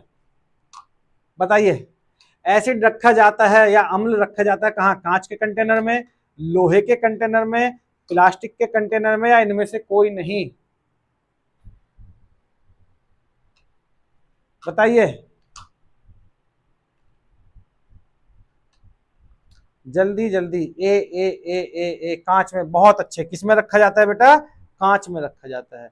किस में रखा जाता है? कांच में रखा जाता है। ठीक है, चलो। सूर्य की पराबैंगनी किरणों से हमें बचाती है, तो कौन बचाती है? सूर्य की पराबैंगनी किरणों से हमें कौन बचाता है? तो आप क्या कहोगे? सब पराबैंगनी किरणों से हमें बचाता है, तो कौन बचाता है? ओजोन बचाता है। कौन बचाता है? ओजोन बचाता है। और ओजोन जो है वो हमारे कहाँ पाई जाती है? तो वायुमंडल में पाई जाती है। कहाँ पर पाई जाती है? वायुमंडल में पाई जाती है। कौन सी वायुमंडली कौन सी परत में पाई जाती है? तो आप कहोगे सर समताप मंडल में पाई जाती है। कहां पर? समताप मंडल में पाई जाती है। और समताप मंडल में जब पाई जाती है तो इसी वजह से ये वैसे कहां तक पाई जाती है? तो आप कहोगे सर 15 से 30 किलोमीटर की दूरी तक पाई जाती है। और सर्वाधिक जो पाई जाती है, सबसे ज्यादा जो इसकी कंसंट्रेशन है वो कहाँ है? तो 25 से लेकर 30 किलोमीटर तक सबसे ज्यादा इसकी कंसंट्रेटेड होती है, सबसे ज्यादा सांद्रता होती है वहां पर। और समताप मंडल में जो पाई जाती है, इसी वजह से समताप मंडल का नाम भी क्या रख दिया गया है? तो आप कहोगे सर ओजोन मंडल। क्या रख दिया गया है? ओजोन मंडल रख दिया गया है। अब ओजोन में जो सबसे पहली बार छिद्र देखा गया, कि ओजोन में जो सबसे पहली बार छिद्र देखा गया कि वो कहाँ है? तो आप क्या बोलोगे सर? अंटार्कटिका के ऊपर। कहाँ देखा गया? अंटार्कटिका के ऊपर देखा गया था ओजोन में छिद्र। ठीक है भाई, चलो नेक्स्ट क्वेश्चन क्या है? ओजोन में ऑक्सीजन के कितने परमाणु होते हैं? ओजोन में ऑक्सीजन के कितने एटम होते हैं या कितने परमाणु होते हैं? तो ऑक्सीजन का ओजोन का जो फॉर्मूला है वो आप क्या होगे सर? क्या होता है? O3 होता है। O3 होता है। इसका मतलब क्या है कि 3 एटम है किसके? ऑक्सीजन के। तो ऑप्शन कौन सा सही है? ऑप्शन सी सही होगा। कौन सा सही होगा? ऑप्शन सी सही होगा। चलो जी, नेक्स्ट क्वेश्चन कहता है पानी में डाला हुआ सिक्का ऊपर उठा हुआ क्यों प्रतीत होता है? जो पानी है बेटा उसमें डाला हुआ जो सिक्का है, आपको ऐसा लगता है कि हल्का सा ऊपर की तरफ है, वो जहां होना चाहिए था वहां से ऊपर की तरफ है ये। तो बताइए क्या है? प्रकाश का परावर्तन है। प्रकाश के परावर्तन की बात जब हम करते हैं तो प्रकाश के परावर्तन के ही कारण क्या है? हम अपना मुंह देख पाते हैं। मुंह देख पाते हैं तो कहाँ देख पाते हैं? मुंह देख पाते हैं तो कहाँ पर? आप कहोगे सर शीशे में। कहाँ पर? तो शीशे में जो आप मुंह देख पाते हो वो किसके कारण देख पाते हो? प्रकाश के परावर्तन के कारण। जब आप कहीं शादी वादी में जाना होता है तो आप बड़े सज धज के जब जाते हो तो आप देखते हो कि हाँ मैं कैसी लग रही हूँ या कैसा लग रहा हूँ, क्रीम व्रीम सही से लगी है या नहीं हुआ लगी है। मैकअप सही से हुआ है नहीं हुआ है, तो वो सब चीज जो आप देखते हो अंधेरे में भी, मतलब शाम के टाइम रात में भी, लेकिन देखिएगा कहाँ आपको, तब जब आप कोई ना कोई ट्यूबलाइट या आप रोशनी का इंतजाम वहां पर करोगे। तो सब चीज जो देख दाखते जाते हो उसका कारण क्या है, तो प्रकाश का परावर्तन है। ठीक है, प्रकाश का विचलन होगा तो नहीं होगा। अब क्या बचेगा, तो प्रकाश का अपवर्तन। तो प्रकाश के अपवर्तन के कारण ही, प्रकाश के अपवर्तन के कारण ही आप क्या देखते हो कि सर जो सिक्का है वो हल्का सा ऊपर उठा हुआ दिखाई देता है, और प्रकाश के अपवर्तन के कारण ही क्या होता है, तो तारों का टिमटिमाना होता है, तारों का टिमटिमाना, टिमटिमाना। ठीक है, और सूर्य के छिपते समय, छिपते या निकलते समय, निकलते समय सूर्य का आकार बड़ा दिखाई दे के समय, सूर्य का आकार, सूर्य का जो आकार है, सूर्य का आकार बड़ा दिखाई देना, बड़ा दिखाई देना, तो बेटा वो किसके कारण होता है, बड़ा दिखाई देना किसके कारण होता है, तो सर आप कहोगे प्रकाश के अपवर्तन के कारण ही, प्रकाश के अपवर्तन के कारण ही सूर्य के निकलते समय और सूर्य के छिपते समय बंद बड़ा दिखाई देता है। सर कौन सी क्लास में थी कल, कितनी भी,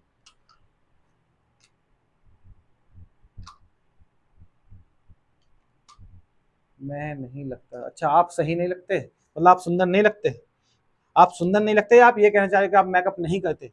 पहाड़ों पर चढ़ते समय वायु का दबाव क्या होता है, जब आप पहाड़ों पर जाते हो तो वायु का दबाव बेटा क्या होता है, कम होता है ज्यादा होता है, बताइए। जब आप पहाड़ों पर चढ़ते हो तो वायु का जो दबाव है वो कम होता है ज्यादा होता है। गुरुदेव शुभ संध्या, थैंक यू बेटा, आपको भी शुभ संध्या, लव मीना।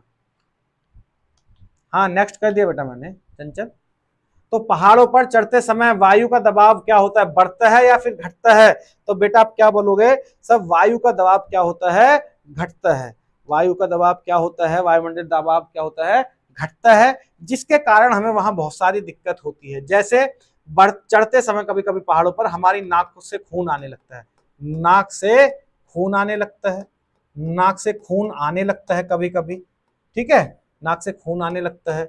और सबसे ज्यादा दिक्कत कब होती है, तो खाना बनाने में दिक्कत होती है बेटा, खाना बनाने में दिक्कत होती है, बनाने में दिक्कत होती है।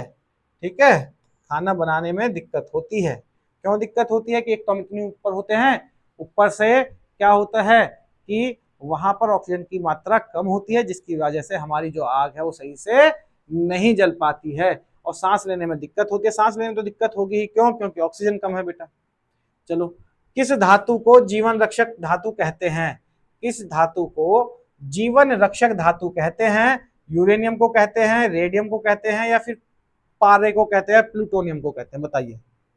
जीवन रक्षक धातु किसको बोला जाता है, जीवन रक्षक धातु किसको बोला जाता है, बताइए जल्दी। जो जीवन रक्षक धातु है वो किसको बोला जाता है,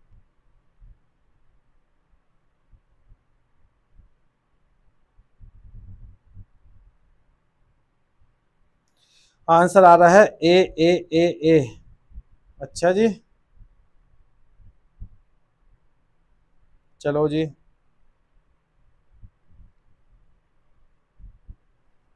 चलो, जीवन रक्षक सॉरी किस धातु को जीवन रक्षक धातु कहते हैं, तो आप क्या बोलोगे सर, आप बोलोगे क्या, तो बी। किस कौन होगा, तो रेडियम होता है, कौन होगा, तो रेडियम होगा। रेडियम का जो एटॉमिक नंबर है वो कितना होता है, 88 होता है, कितना होता है, 88 होता है। अच्छा, कहीं कहीं पीछे रेडॉन का जिक्र आया था क्या, ठीक है, रेडॉन का शायद मैंने वहां 88 बता दिया, जबकि रेडॉन का जो होता है, आप क्या कहोगे सर, रेडॉन का होता है, सबसे भारी गैस शायद पूछी थी, सबसे भारी गैस, हाँ, तो रेडॉन का जो होता है बेटा वो 86 होता है। ठीक है, वहां गलती से मैंने कितना बता दिया, 88 बता दिया था, तो ध्यान रखना है। ठीक, यूरेनियम होता है क्या, यूरेनियम नहीं होता जीवन रक्षक धातु, कौन होता है, तो रेडियम होता है। पारा होता है Hg, आप कहोगे सर किसी ने हल्का सा चख भी लिया ना तो नाम नाम सत्य है। ठीक है, प्लूटोनियम होता है, तो प्लूटेनियम जो है बेटा वो नहीं होता है, ये भी बात ध्यान रखनी है आपको, प्लूटेनियम नहीं होता है। चलो जी, नेक्स्ट क्वेश्चन है, पौधों में पाए जाने वाला जाइलम जिम्मेदार होता है। पौधों में पाए जाने वाला जाइलम जिम्मेदार होता है पानी के परिवहन के लिए, आहार के परिवहन के लिए, अमीनो एसिड के परिवहन के लिए, या उपरोक्त में से कोई नहीं। तो किसकी बात कर रहा है?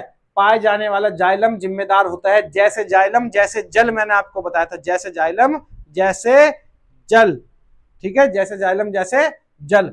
तो जल मतलब पानी, तो इसका मतलब किसको परिवहन करता है? पानी का परिवहन करता है। तो पानी का जो परिवहन करता है उसके लिए कौन है? तो आप बोल दोगे सर जाइलम होता है। कौन होता है? जाइलम होता है। और ये क्या होता है? एक ऊतक होता है, जाइलम ऊतक होता है। और आहार, फैसे, फाइलम फैसे फल या फैसे फूड। तो फाइलम जो है वो किसको किसको किसका परिवहन करता है? तो आप कहोगे सर आहार का परिवहन करता है। आहार मतलब खाने का परिवहन करता है। एमिनो एसिड की जब हम बात करते हैं तो बेटा एमिनो एसिड का जो परिवहन करता है, तो आप बोलोगे सर इसका भी कौन करता है? तो इसका भी फाइलम ही करता है। अमीनो एसिड का जो आपका परिवहन करता है पेड़ में, वो कौन करता है? तो फाइलम करता है। और अमीनो एसिड को किस चीज में करके परिवहन करता है? तो आप बोलोगे सर एन में, ठीक है, नाइट्रोजन में। चलो जी, नेक्स्ट क्वेश्चन क्या कहता है? निम्नलिखित में से कौन सा अंतःस्रावी ग्रंथि नहीं है? कौन सी अंतःस्रावी ग्रंथि नहीं है? पिट्यूटरी ग्लैंड है, थायराइड है, एड्रिनल है, या पैनक्रियाज है? निम्नलिखित में से कौन सी अंतःस्रावी ग्रंथि नहीं है? बताइए जल्दी, कौन सी नहीं है? जल्दी जल्दी बताते रहिए। जितने भी नए नए बच्चे आ रहे हैं एक बार क्लास को क्या कर देंगे? लाइक जरूर कर देंगे, और साथ में क्या करेंगे? तो शेयर भी कर देंगे, ठीक है।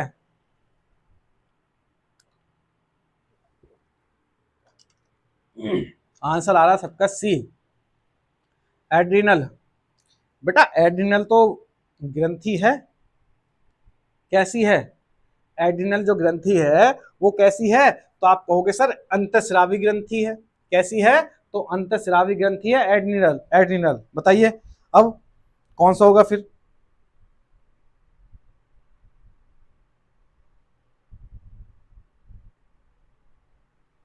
जल्दी बताइए भाई। अभिषेक भाई आपका स्वागत है, सभी का स्वागत है भाई।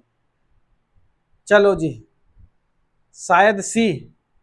चलो बेटा ध्यान रखना कि ये तीनों के तीनों जो हैं ये क्या हैं? अंतःस्रावी ग्रंथि। अंतःस्रावी ग्रंथि हैं। अंतःस्रावी ग्रंथि हैं तीनों। क्या ये चारों की चारों ही होती हैं। पैनक्रियाज भी कैसी होती है? तो अंतःस्रावी ग्रंथि होती है, ठीक है। लेकिन ध्यान रखना कि पैनक्रियाज जो है वो अंतःस्रावी भी होती है और बाह्य स्रावी भी होती है। कैसी होती है? अंतः भी और बाह्य भी दोनों प्रकार के कार्य करती है। कौन?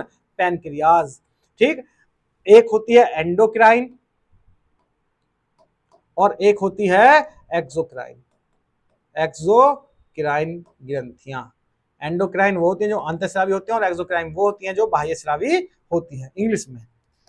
नेक्स्ट क्वेश्चन क्या कहते हैं? का सफेद रक्त कणिकाओं का मुख्य कार्य क्या है? जो सफेद रक्त कणिकाएं जो होती हैं उनका मुख्य कार्य क्या होता है? तो आप क्या बोलोगे कि सर हाँ बेटा पैनक्रियाज ही है। मैंने बताया है पैनक्रियाज ही, पैनक्रियाज ही है। दोनों पैनक्रियाज भी क्या है? आपकी अंतःस्रावी भी है, लेकिन पैनक्रियाज आपके दोनों तरीके से काम करती है, बाह्यस्रावी भी और अंतःस्रावी भी, ठीक है। चलो, सफेद रक्त कणिकाएं WBC। WBC क्या करती है? ऑक्सीजन ले जाने का। तो मैंने आपको बोला था ऑक्सीजन ले जाने का काम कौन करता है? तो हीमोग्लोबिन करता है। कौन करता है? हीमोग्लोबिन करता है, ठीक है। ताकत देना, ताकत ये देता है। ताकत कौन देता है? तो आप कहोगे सर सबसे ताकतवर जो चीजें होती हैं वो कहां से प्राप्त होती है? हमें प्रोटीन से प्राप्त होते हैं। कहां से? प्रोटीन से प्राप्त होती हैं, ठीक है। हाँ, अगर हम बात करें ताकत की जगह ऊर्जा कौन देता है? तो ऊर्जा देता है तुरंत कौन ऊर्जा देता है? तो ग्लूकोज देता है। तो बचा एक ही, क्या बचा? सर संक्रमण का मुकाबला करती हैं। किससे लड़ती हैं? तो वायरसेस और बैक्टीरिया से लड़ती हैं। कौन? WBC लड़ती हैं। इसका मतलब क्या करती हैं? तो संक्रमण का मुकाबला करती हैं। चलो नेक्स्ट क्वेश्चन है, किसे शक्ति का भंडार कहा जाता है? किसे शक्ति का भंडार कहा जाता है? माइटोकॉन्ड्रिया है, न्यूक्लियस है, एंडोप्लाज्म रेटिकुलम है, या फिर राइबोसोम है? बताइए।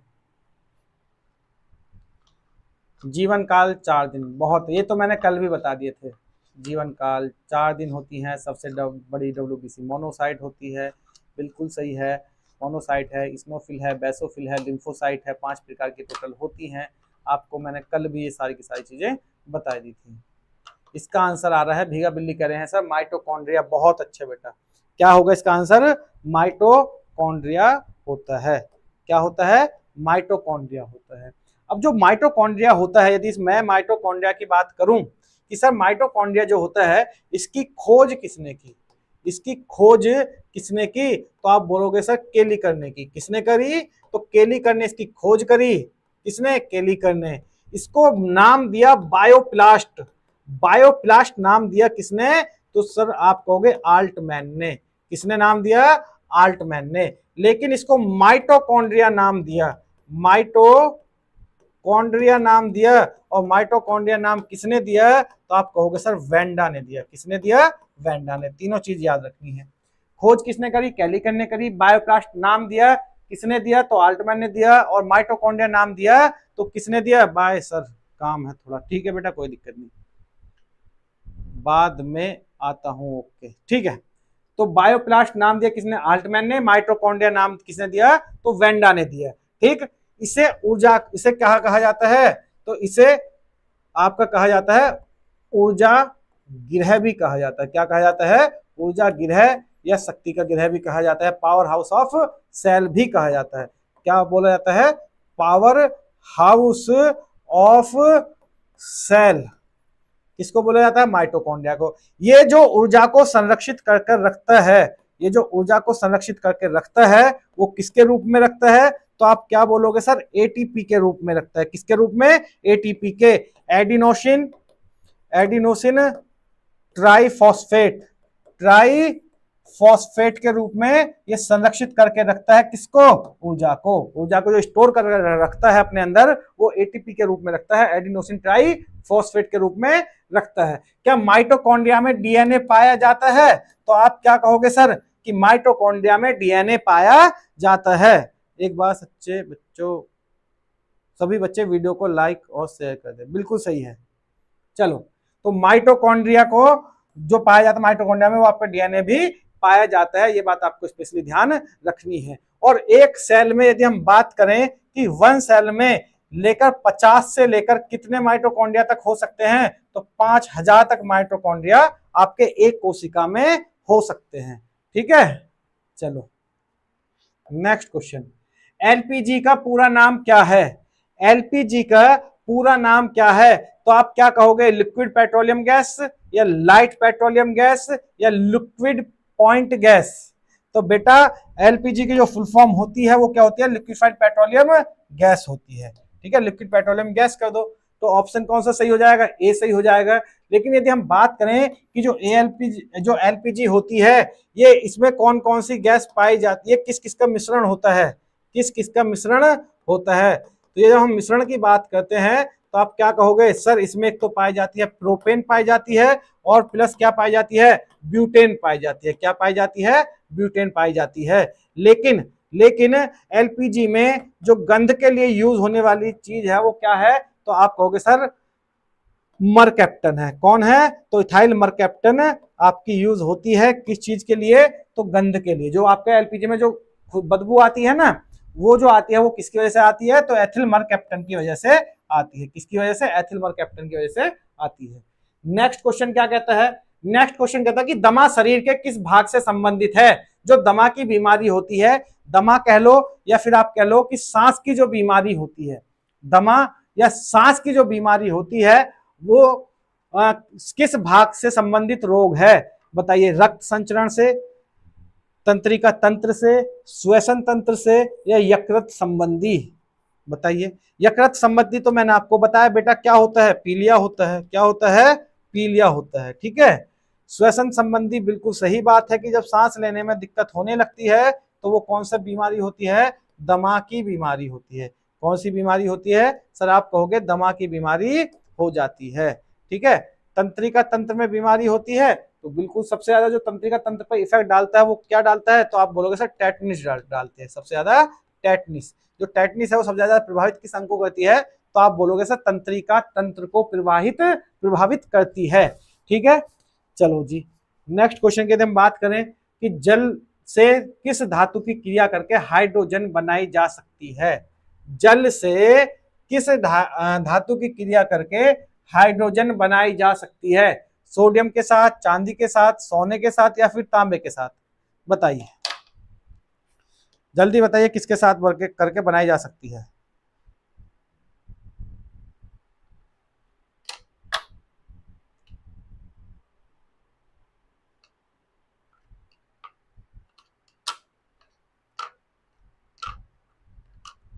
अपना इंस्टा आईडी दे दो ना अभिषेक भाई, इंस्टा आईडी दो। क्या करोगे इंस्टा आईडी लेकर? है भाई, बताइए जल्दी क्या होगा? ए ठीक है, सोडियम। अभिषेक भाई कह रहे हैं सोडियम, पक्का।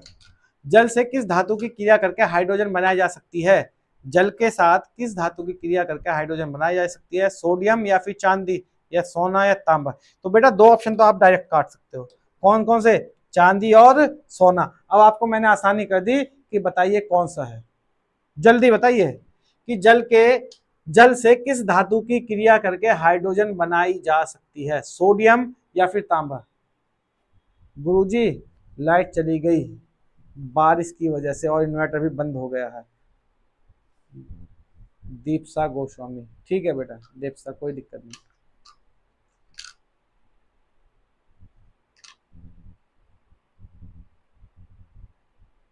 अच्छा जी, चलो बताइए जल्दी क्या होगा? सोडियम, सबका आंसर आ रहा है सोडियम सोडियम सोडियम सोडियम। बेटा जल के साथ हाइड्रोजन किसकी क्रिया करके हाइड्रोजन बनाई जा सकती है? तो आप क्या बोलोगे सर? तांबे के साथ। किसके साथ? तांबे के साथ। किसके साथ? तांबे के साथ। फिर बात में तो तांबे के साथ। ठीक है, जब दोनों ऑप्शन हो तो किसके साथ बना सकती है? तो फिर तांबे के साथ। अगर तांबा नहीं है तो फिर आप सोडियम बोल सकते हो। ठीक है, चलो अगर सोडियम तांबा नहीं है तो आप सोडियम बोल सकते हो। सूर्य ग्रहण कब होता है? सूर्य ग्रहण कब होता है? वर्ष में एक बार होता है, या चंद्रमा, जब चंद्रमा अपनी पूरी अवस्था में हो, जब चंद्रमा सूर्य और पृथ्वी के बीच से गुजरे, जब पृथ्वी सूर्य और चंद्रमा के बीच आ जाए? बताओ, बीच पृथ्वी, जब चंद्रमा सूर्य और पृथ्वी के बीच हो, तो बीच आ जाए, ये क्वेश्चन होगा। ठीक है ना, आ जाए, ये इसका ऑप्शन है। बताइए जल्दी क्या होगा? गई भैंस पानी में। डी ओके सर जी, बताइए इसका क्या है? डी है। एनसीसी विनर कह रहे हैं, वॉरियर कह रहे हैं सी सी सी। चलो सभी का आंसर सही है। जिसने आंसर क्या दिया है? सी दिया है।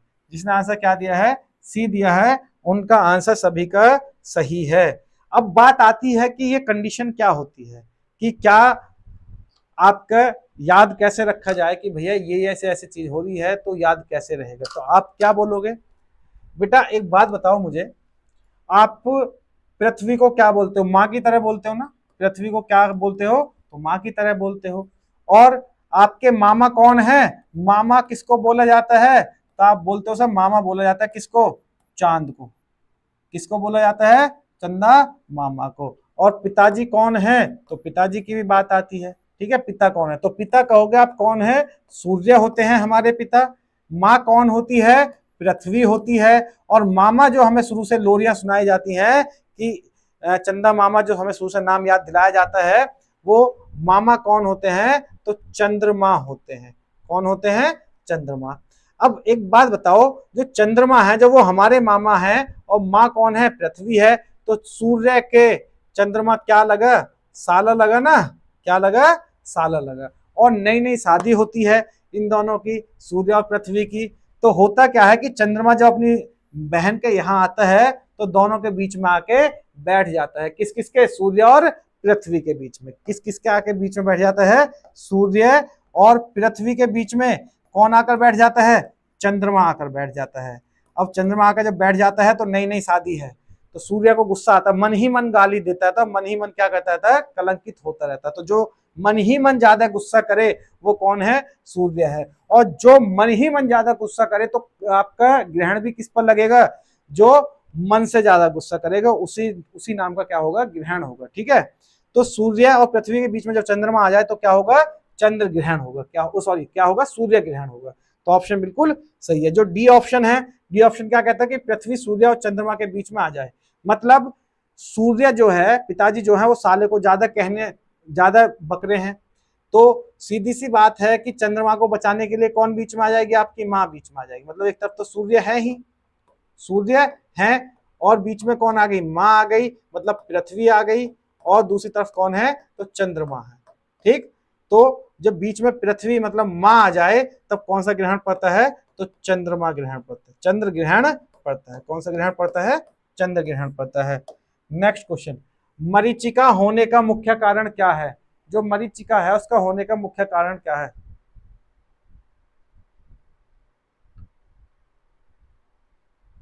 बेटा मैं इंस्टा आईडी नहीं चलाता, बताइए जल्दी क्या है? भीगा बिल्ला जिंदाबाद। अच्छा जी, बताइए जल्दी इसका आंसर। मरीचिका होने का मुख्य कारण क्या है? तो आप क्या बोलोगे? सर प्रकाश का पूर्ण आंतरिक परावर्तन ही क्या कहलाता है? प्रकाश का पूर्ण आंतरिक परावर्तन ही क्या के कारण ही क्या बनती है? तो आपकी मरीचिका बनती है। और बेटा मरीचिका जो बनती है वो सबसे ज्यादा कहां पर बनती है? तो आप कहोगे सर रेगिस्तान में। कहां पर बनती है? तो रेगिस्तान में। रेगिस्तान मतलब मरुस्थल में। कहां पर बनती है? तो मरुस्थल में बनती है सबसे ज्यादा। ठीक है, कहां बनती है? तो मरुस्थल में बनती है। बी शायद। बहुत अच्छे बेटा। विकास का परिवर्तन मैंने अभी बताया था। कैल्शियम कार्बोनेट को गर्म करने पर क्या उत्पन्न होता है? CaCO3 को बेटा जब हम गर्म करते हैं तो क्या बनता है? CaO बनता है, प्लस क्या बनता है? CO2 बनता है। क्या बनता है? कार्बन डाइऑक्साइड बनती है। तो आप क्या कह सकते हो? ऑप्शन सी सही होगा सर। क्या सही होगा? ऑप्शन सी सही होगा। तो ध्यान रखना कि ऑप्शन क्या है? कार्बन डाइऑक्साइड बनता है। किसके कारण? जब हम कैल्शियम कार्बोनेट को गर्म करते हैं। ये जो साइन है बेटा ये हीट का साइन होता है। ठीक है, और साथ में क्या बनता है? तो कैल्शियम ऑक्साइड बनता है। क्या बनता है? कैल्शियम ऑक्साइड बनता है। और कैल्शियम ऑक्साइड को ही हम क्या बोलते हैं? तो चूना भी बोलते हैं। ठीक है, चलो नेक्स्ट क्वेश्चन है, सोडियम का रासायनिक नाम क्या है? सोडियम का रासायनिक नाम क्या है? तो आप बोलोगे सर Na है। सोडियम का जो रासायनिक नाम है Na है। Ag की बात करें तो नाम क्या होगा बेटा? सिल्वर होगा। यदि Au की बात करें तो आप क्या बोलोगे सर? नाम होता है गोल्ड। अगर हम बात करें Cl की तो आप क्या बोलोगे सर? नाम होता है क्लोरीन। क्या होता है? क्लोरीन नाम होता है। ठीक है, चलो जी नेक्स्ट क्वेश्चन क्या कहता है? ताप का एसआई मात्रक क्या है? ताप का जो एसआई मात्रक है वो क्या होता है? ताप का एसआई मात्रक क्या होता है? मॉल होता है, एम्पियर होता है, कैंडेला होता है, फिर केल्विन होता है। तो आप क्या बोलोगे सर? ताप का क्या होता है? केल्विन होता है। क्या होता है? केल्विन। केल्विन। एम्पियर किसका होता है? तो आप बोलोगे सर करंट का या फिर धारा का होता है, विद्युत धारा का होता है। कैंडेला किसका होता है? तो आप बोलोगे सर ज्योति तीव्रता का होता है। किसका? ज्योति तीव्रता का होता है। यदि आप बोलोगे सर केल्विन किसका है? तो आप क्या बोलोगे सर? ताप का होता है। केल्विन किसका होता है? ताप की होती है। चलो किसी वस्तु की स्थिति में परिवर्तन को क्या कहते हैं? किसी वस्तु की स्थिति में परिवर्तन को क्या कहते हैं? बताइए। किसी वस्तु की स्थिति में परिवर्तन को क्या कहते हैं?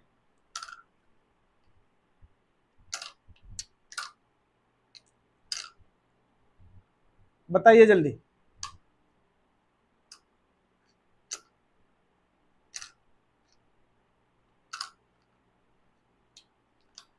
बताइए। मोल। मोल को क्या कहते हैं? अच्छा, मोल बेटा द्रव्यमान का होता है। ठीक है ना, मात्रा का, पदार्थ का द्रव्यमान जो होता है। चलो विस्थापन। बहुत अच्छे। क्या होगा? तो विस्थापन होगा। क्या होगा? विस्थापन होगा। बिल्कुल सही है। क्या होगा बेटा? विस्थापन होगा। किसी वस्तु की स्थिति में परिवर्तन की स्थिति को क्या कहते हैं? तो विस्थापन कहते हैं। ठीक है, चलो नेक्स्ट क्या है? आंख का लेंस होता है। आंख का लेंस जो है वो होता है उत्तल होता है, अवतल होता है, उत्तल एवं अवतल दोनों होते हैं। ये मानव की आयु पर निर्भर करते हैं। बताइए आंख का जो लेंस है वो कैसा होता है, अवतल होता है, उत्तल होता है, या क्या होता है? जल्दी बताइए भाई फटाफट। पानी की बोतल कहाँ, बताइए तब तक मैं पानी पीता हूँ जल्दी।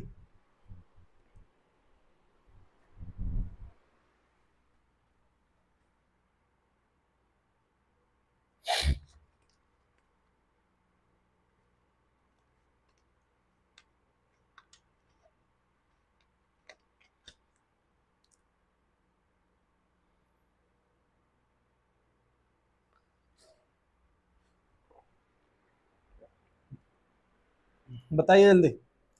डी के बहना या मालसू, अच्छा जी, डी डी डी, चलो।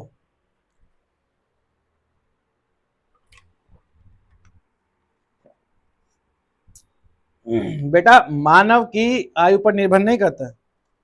जो मानव की आंख में जो लेंस होता है वो लेंस कौन सा होता है, तो उत्तल लेंस होता है। कौन सा होता है, उत्तल लेंस होता है। एक बात हमेशा ध्यान रखना कि जो मानव की आंख में जो लेंस होता है, जो उत्तल लेंस होता है, इसमें कभी भी आपका ब्लड ब्लड की सप्लाई नहीं होती है। जो ब्लड की सप्लाई होती है वो इसमें कभी भी नहीं होती है। ठीक है, ये बात ध्यान रखनी है आपको। ठीक, चलो जी। नेक्स्ट क्वेश्चन क्या कहता है, कौन सा विटामिन गर्म होने पर नष्ट हो जाता है? कौन सा विटामिन गर्म होने पर नष्ट हो जाता है? तो विटामिन सी है, विटामिन डी है, विटामिन ई है, या फिर विटामिन ए है? बताइए जल्दी कौन सा होगा। कौन सा विटामिन गर्म होने पर नष्ट हो जाता है? Vitamin C, vitamin D, vitamin E, या विटामिन ए? बताइए कौन सा होगा।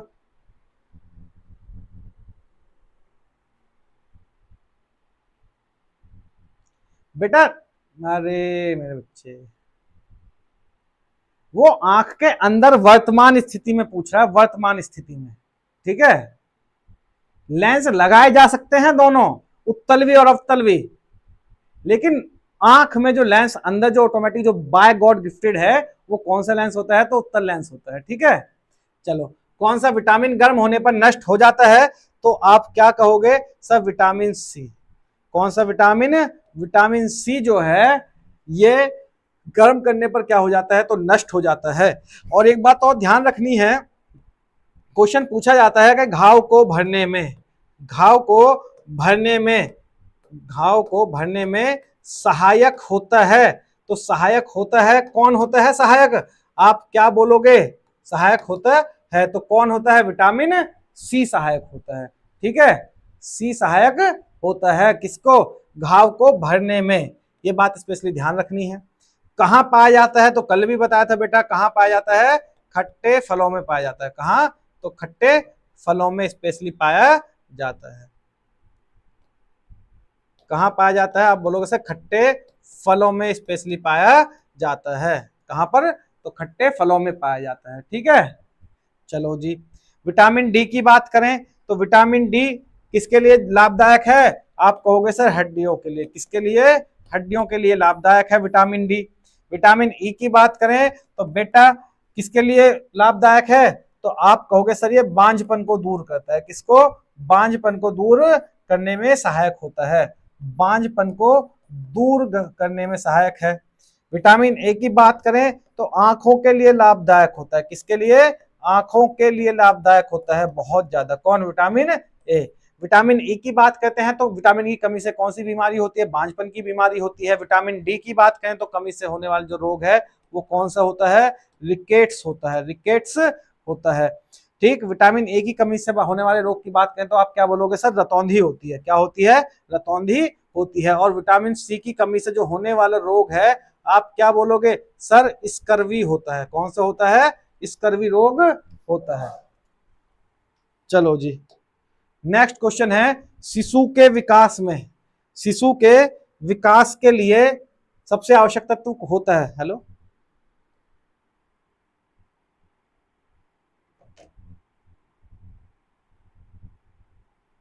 शिशु के विकास के लिए सबसे आवश्यक तत्व होता है, कौन सा होता है? B12 होता है, प्रोटीन होता है, वसा होता है या फिर कार्बोहाइड्रेट होता है? बताइए। शिशु के विकास के लिए सबसे आवश्यक तत्व जो होता है वो कौन सा होता है? B12, प्रोटीन, वसा या कार्बोहाइड्रेट? बेटा B12 जो है ये क्या है? तो विटामिन है। विटामिन विटामिन होता है। ये जो विटामिन है इसका नाम क्या है? तो सायनाकोबाल्मिन होता है। सायनाकोबाल्मिन, सायनाकोबाल्मिन होता है, बाल्मिन होता है, ठीक है, सायनाकोबाल्मिन होता है, सायनाकोबाल्मिन। और इसकी कमी से जो होने वाला रोग है, रोग जो इसकी कमी से होता है, आप क्या कहोगे सर? पर्सियस एनीमिया होता है। कौन सा होता है? तो पर्सियस एनीमिया रोग होता है। पर्सियस एनीमिया रोग होता है, ठीक है। चलो, और शिशु को जो विकास के लिए सबसे ज्यादा आवश्यक तत्व होता है तो बेटा क्या होते हैं? वो प्रोटीन होते हैं। क्या होते हैं? प्रोटीन होते हैं। और छोटे बच्चों को ना तो वसा खिलानी चाहिए, बिल्कुल फैट तो बिल्कुल भी नहीं खिलानी चाहिए, ठीक है। सायनाकोबाल्मिन, बहुत अच्छे बेटा। चलो नेक्स्ट क्वेश्चन है, टीएनटी, टीएनटी विस्फोटक किससे बनाया जाता है? टीएनटी विस्फोटक किससे बनाया जाता है? और सबसे पहली बात तो यही कि टीएनटी की फुल फॉर्म क्या होती है? टीएनटी की जो फुल फॉर्म है वो क्या होती है? जल्दी बताइए फटाफट।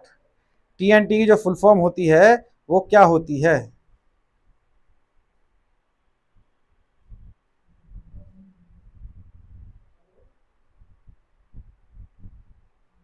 जो टीएनटी की फुल फॉर्म है वो क्या होती है? बताइए।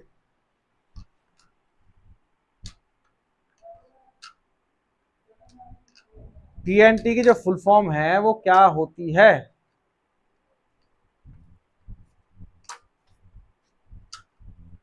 ट्राई नाइट्रोटोलिन, ठीक है। क्या होती है?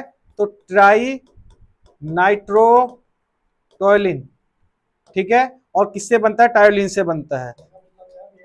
हाँ, कौन है? अच्छा, टायोलिन से बनती है, ठीक है ना, ट्राई नाइट्रोटोलिन। इनके भैया कैसे खत्म करने वाला हूँ तो 6 बजे ना, बच्चों की बात, मोबाइल भी डाउन हो गए, बच्चे भी चलने लगे। 3 क्वेश्चन और हैं बस। शक्ति का मापक क्या है? शक्ति का जो मापक है वो क्या है? शक्ति का मापक मापक क्या होगा? तो मापक क्या होगा बेटा? जूल होगा, जूल पर सेकंड होगा, वाट पर सेकंड होगा, जूल पर सेकंड एवं वाट दोनों होंगे। बताइए क्या होता है? शक्ति का जो मापक है तो वो जूल पर सेकंड या जूल पर सेकंड या जूल या फिर वाट पर सेकंड या जूल पर सेकंड एवं वाट दोनों होते हैं। बताइए जल्दी क्या होते हैं? तो आप क्या बताओगे? गुड इवनिंग सर जी। बेटा प्रियंका यादव, गुड इवनिंग। बहुत लेट हो गया आप तो। बताइए जल्दी क्या होता है? सी बेटा दोनों होते हैं, जूल पर सेकंड भी और वाट भी। तो बेटा जब बात आती है शक्ति की तो जूल पर सेकंड और वाट दोनों यूनिट है या इकाई है किसकी? शक्ति की या पावर की, ठीक है। चलो जी, नेक्स्ट बात करें तो नेक्स्ट क्या है? निम्न में से कौन सा आवेश रहित होता है? निम्न में से कौन सा आवेश रहित होता है? Electron, proton, neutron. तो मैंने भी थोड़ी देर पहले बताया था कि भैया इलेक्ट्रॉन पर कौन सा वो चार्ज रहता है? तो इलेक्ट्रॉन पर रहता है निगेटिव। तो आप क्या कहोगे सर? निगेटिव रहता है इलेक्ट्रॉन पर। प्रोटॉन पर रहता है पॉजिटिव। कौन सा रहता है? पॉजिटिव। न्यूट्रॉन पर कैसा रहता है? तो न्यूट्रल रहता है। कैसा रहता है? न्यूट्रल रहता है। इसका मतलब इस पर कोई भी चार्ज नहीं होता। तो ऑप्शन कौन सा सही होगा? आप कहोगे सर सी सही होगा। कौन सा सही होगा? सी सही होगा। और जो आज का क्वेश्चन है और अंतिम क्वेश्चन है कि रिक्टर स्केल किसके मापने में कार्य करता है? रिक्टर स्केल जो है वो किसके मापने में कार्य करता है? वायु की गति, शरीर का ताप, भूकंप की तीव्रता। तो आप क्या बोलोगे कि सर वायु की जो गति है वो कौन करता है? तो एनीमोमीटर करता है। एनीमोमीटर। एनीमोमीटर के तहत हम क्या कर सकते हैं? वायु गति को मापते हैं। शरीर का ताप किसके तहत मापा जाता है? तो थर्मामीटर के तहत। थर्मामीटर के तहत, ठीक। समुद्र की गहराई किसके द्वारा मापी जाती है? तो आप कहोगे सर फेदोमीटर के द्वारा। किसके? फेदोमीटर के द्वारा मापी जाती है। और भूकंप की जो तीव्रता है वो किसके द्वारा मापी जाती है? तो आप कहोगे सर रिक्टर स्केल के द्वारा मापी जाती है। किसके द्वारा? तो रिक्टर स्केल के द्वारा मापी जाती है, ठीक है भाई, बिल्कुल सही है। चलो जी, भूकंप, ठीक है। चलो और आज का जो क्वेश्चन था ये लास्ट क्वेश्चन था, तो आपकी जो 150 क्वेश्चंस की लगभग पीपीटी थी वो कंप्लीट हो चुकी है। अब हम मिलते हैं आपको, ना जाने कब मिलेंगे, जब जरूरत पड़ेगी आपके हिसाब से, मतलब नेवी, एमआर और एसएसआर के हिसाब से जब जरूरत पड़ेगी तब मिलेंगे, वरना तो फिर देखते हैं किसी दिन फिर मुलाकात करते हैं आपके साथ साइंस का कोई ना कोई एक नया बैच लेकर, क्योंकि अभी कुछ दिन जो है, हो सकता है कुछ दिन आपका रेलवे का साइंस का बैच ना चले, 1-2 दिन जब तक इसका एग्जाम है। गुड इवनिंग बेटा silent queen, good evening. Okay sir, चलो अंकिता बहन कंट्रोल करता है हाइपोथैलेमस, क्या करता है अनीता बहन, कंट्रोल करता है हाइपोथैलेमस को। हम तो लेट हो गए सचिन, हाँ बेटा लेट हो गए, चलो फिर ठीक है, आज के लिए इतना ही काफी है, मिलते हैं फिर कल, तब तक के लिए जय हिंद, वंदे मातरम, और तहे दिल से आप सभी का शुक्रिया, और सभी को जय श्री राम।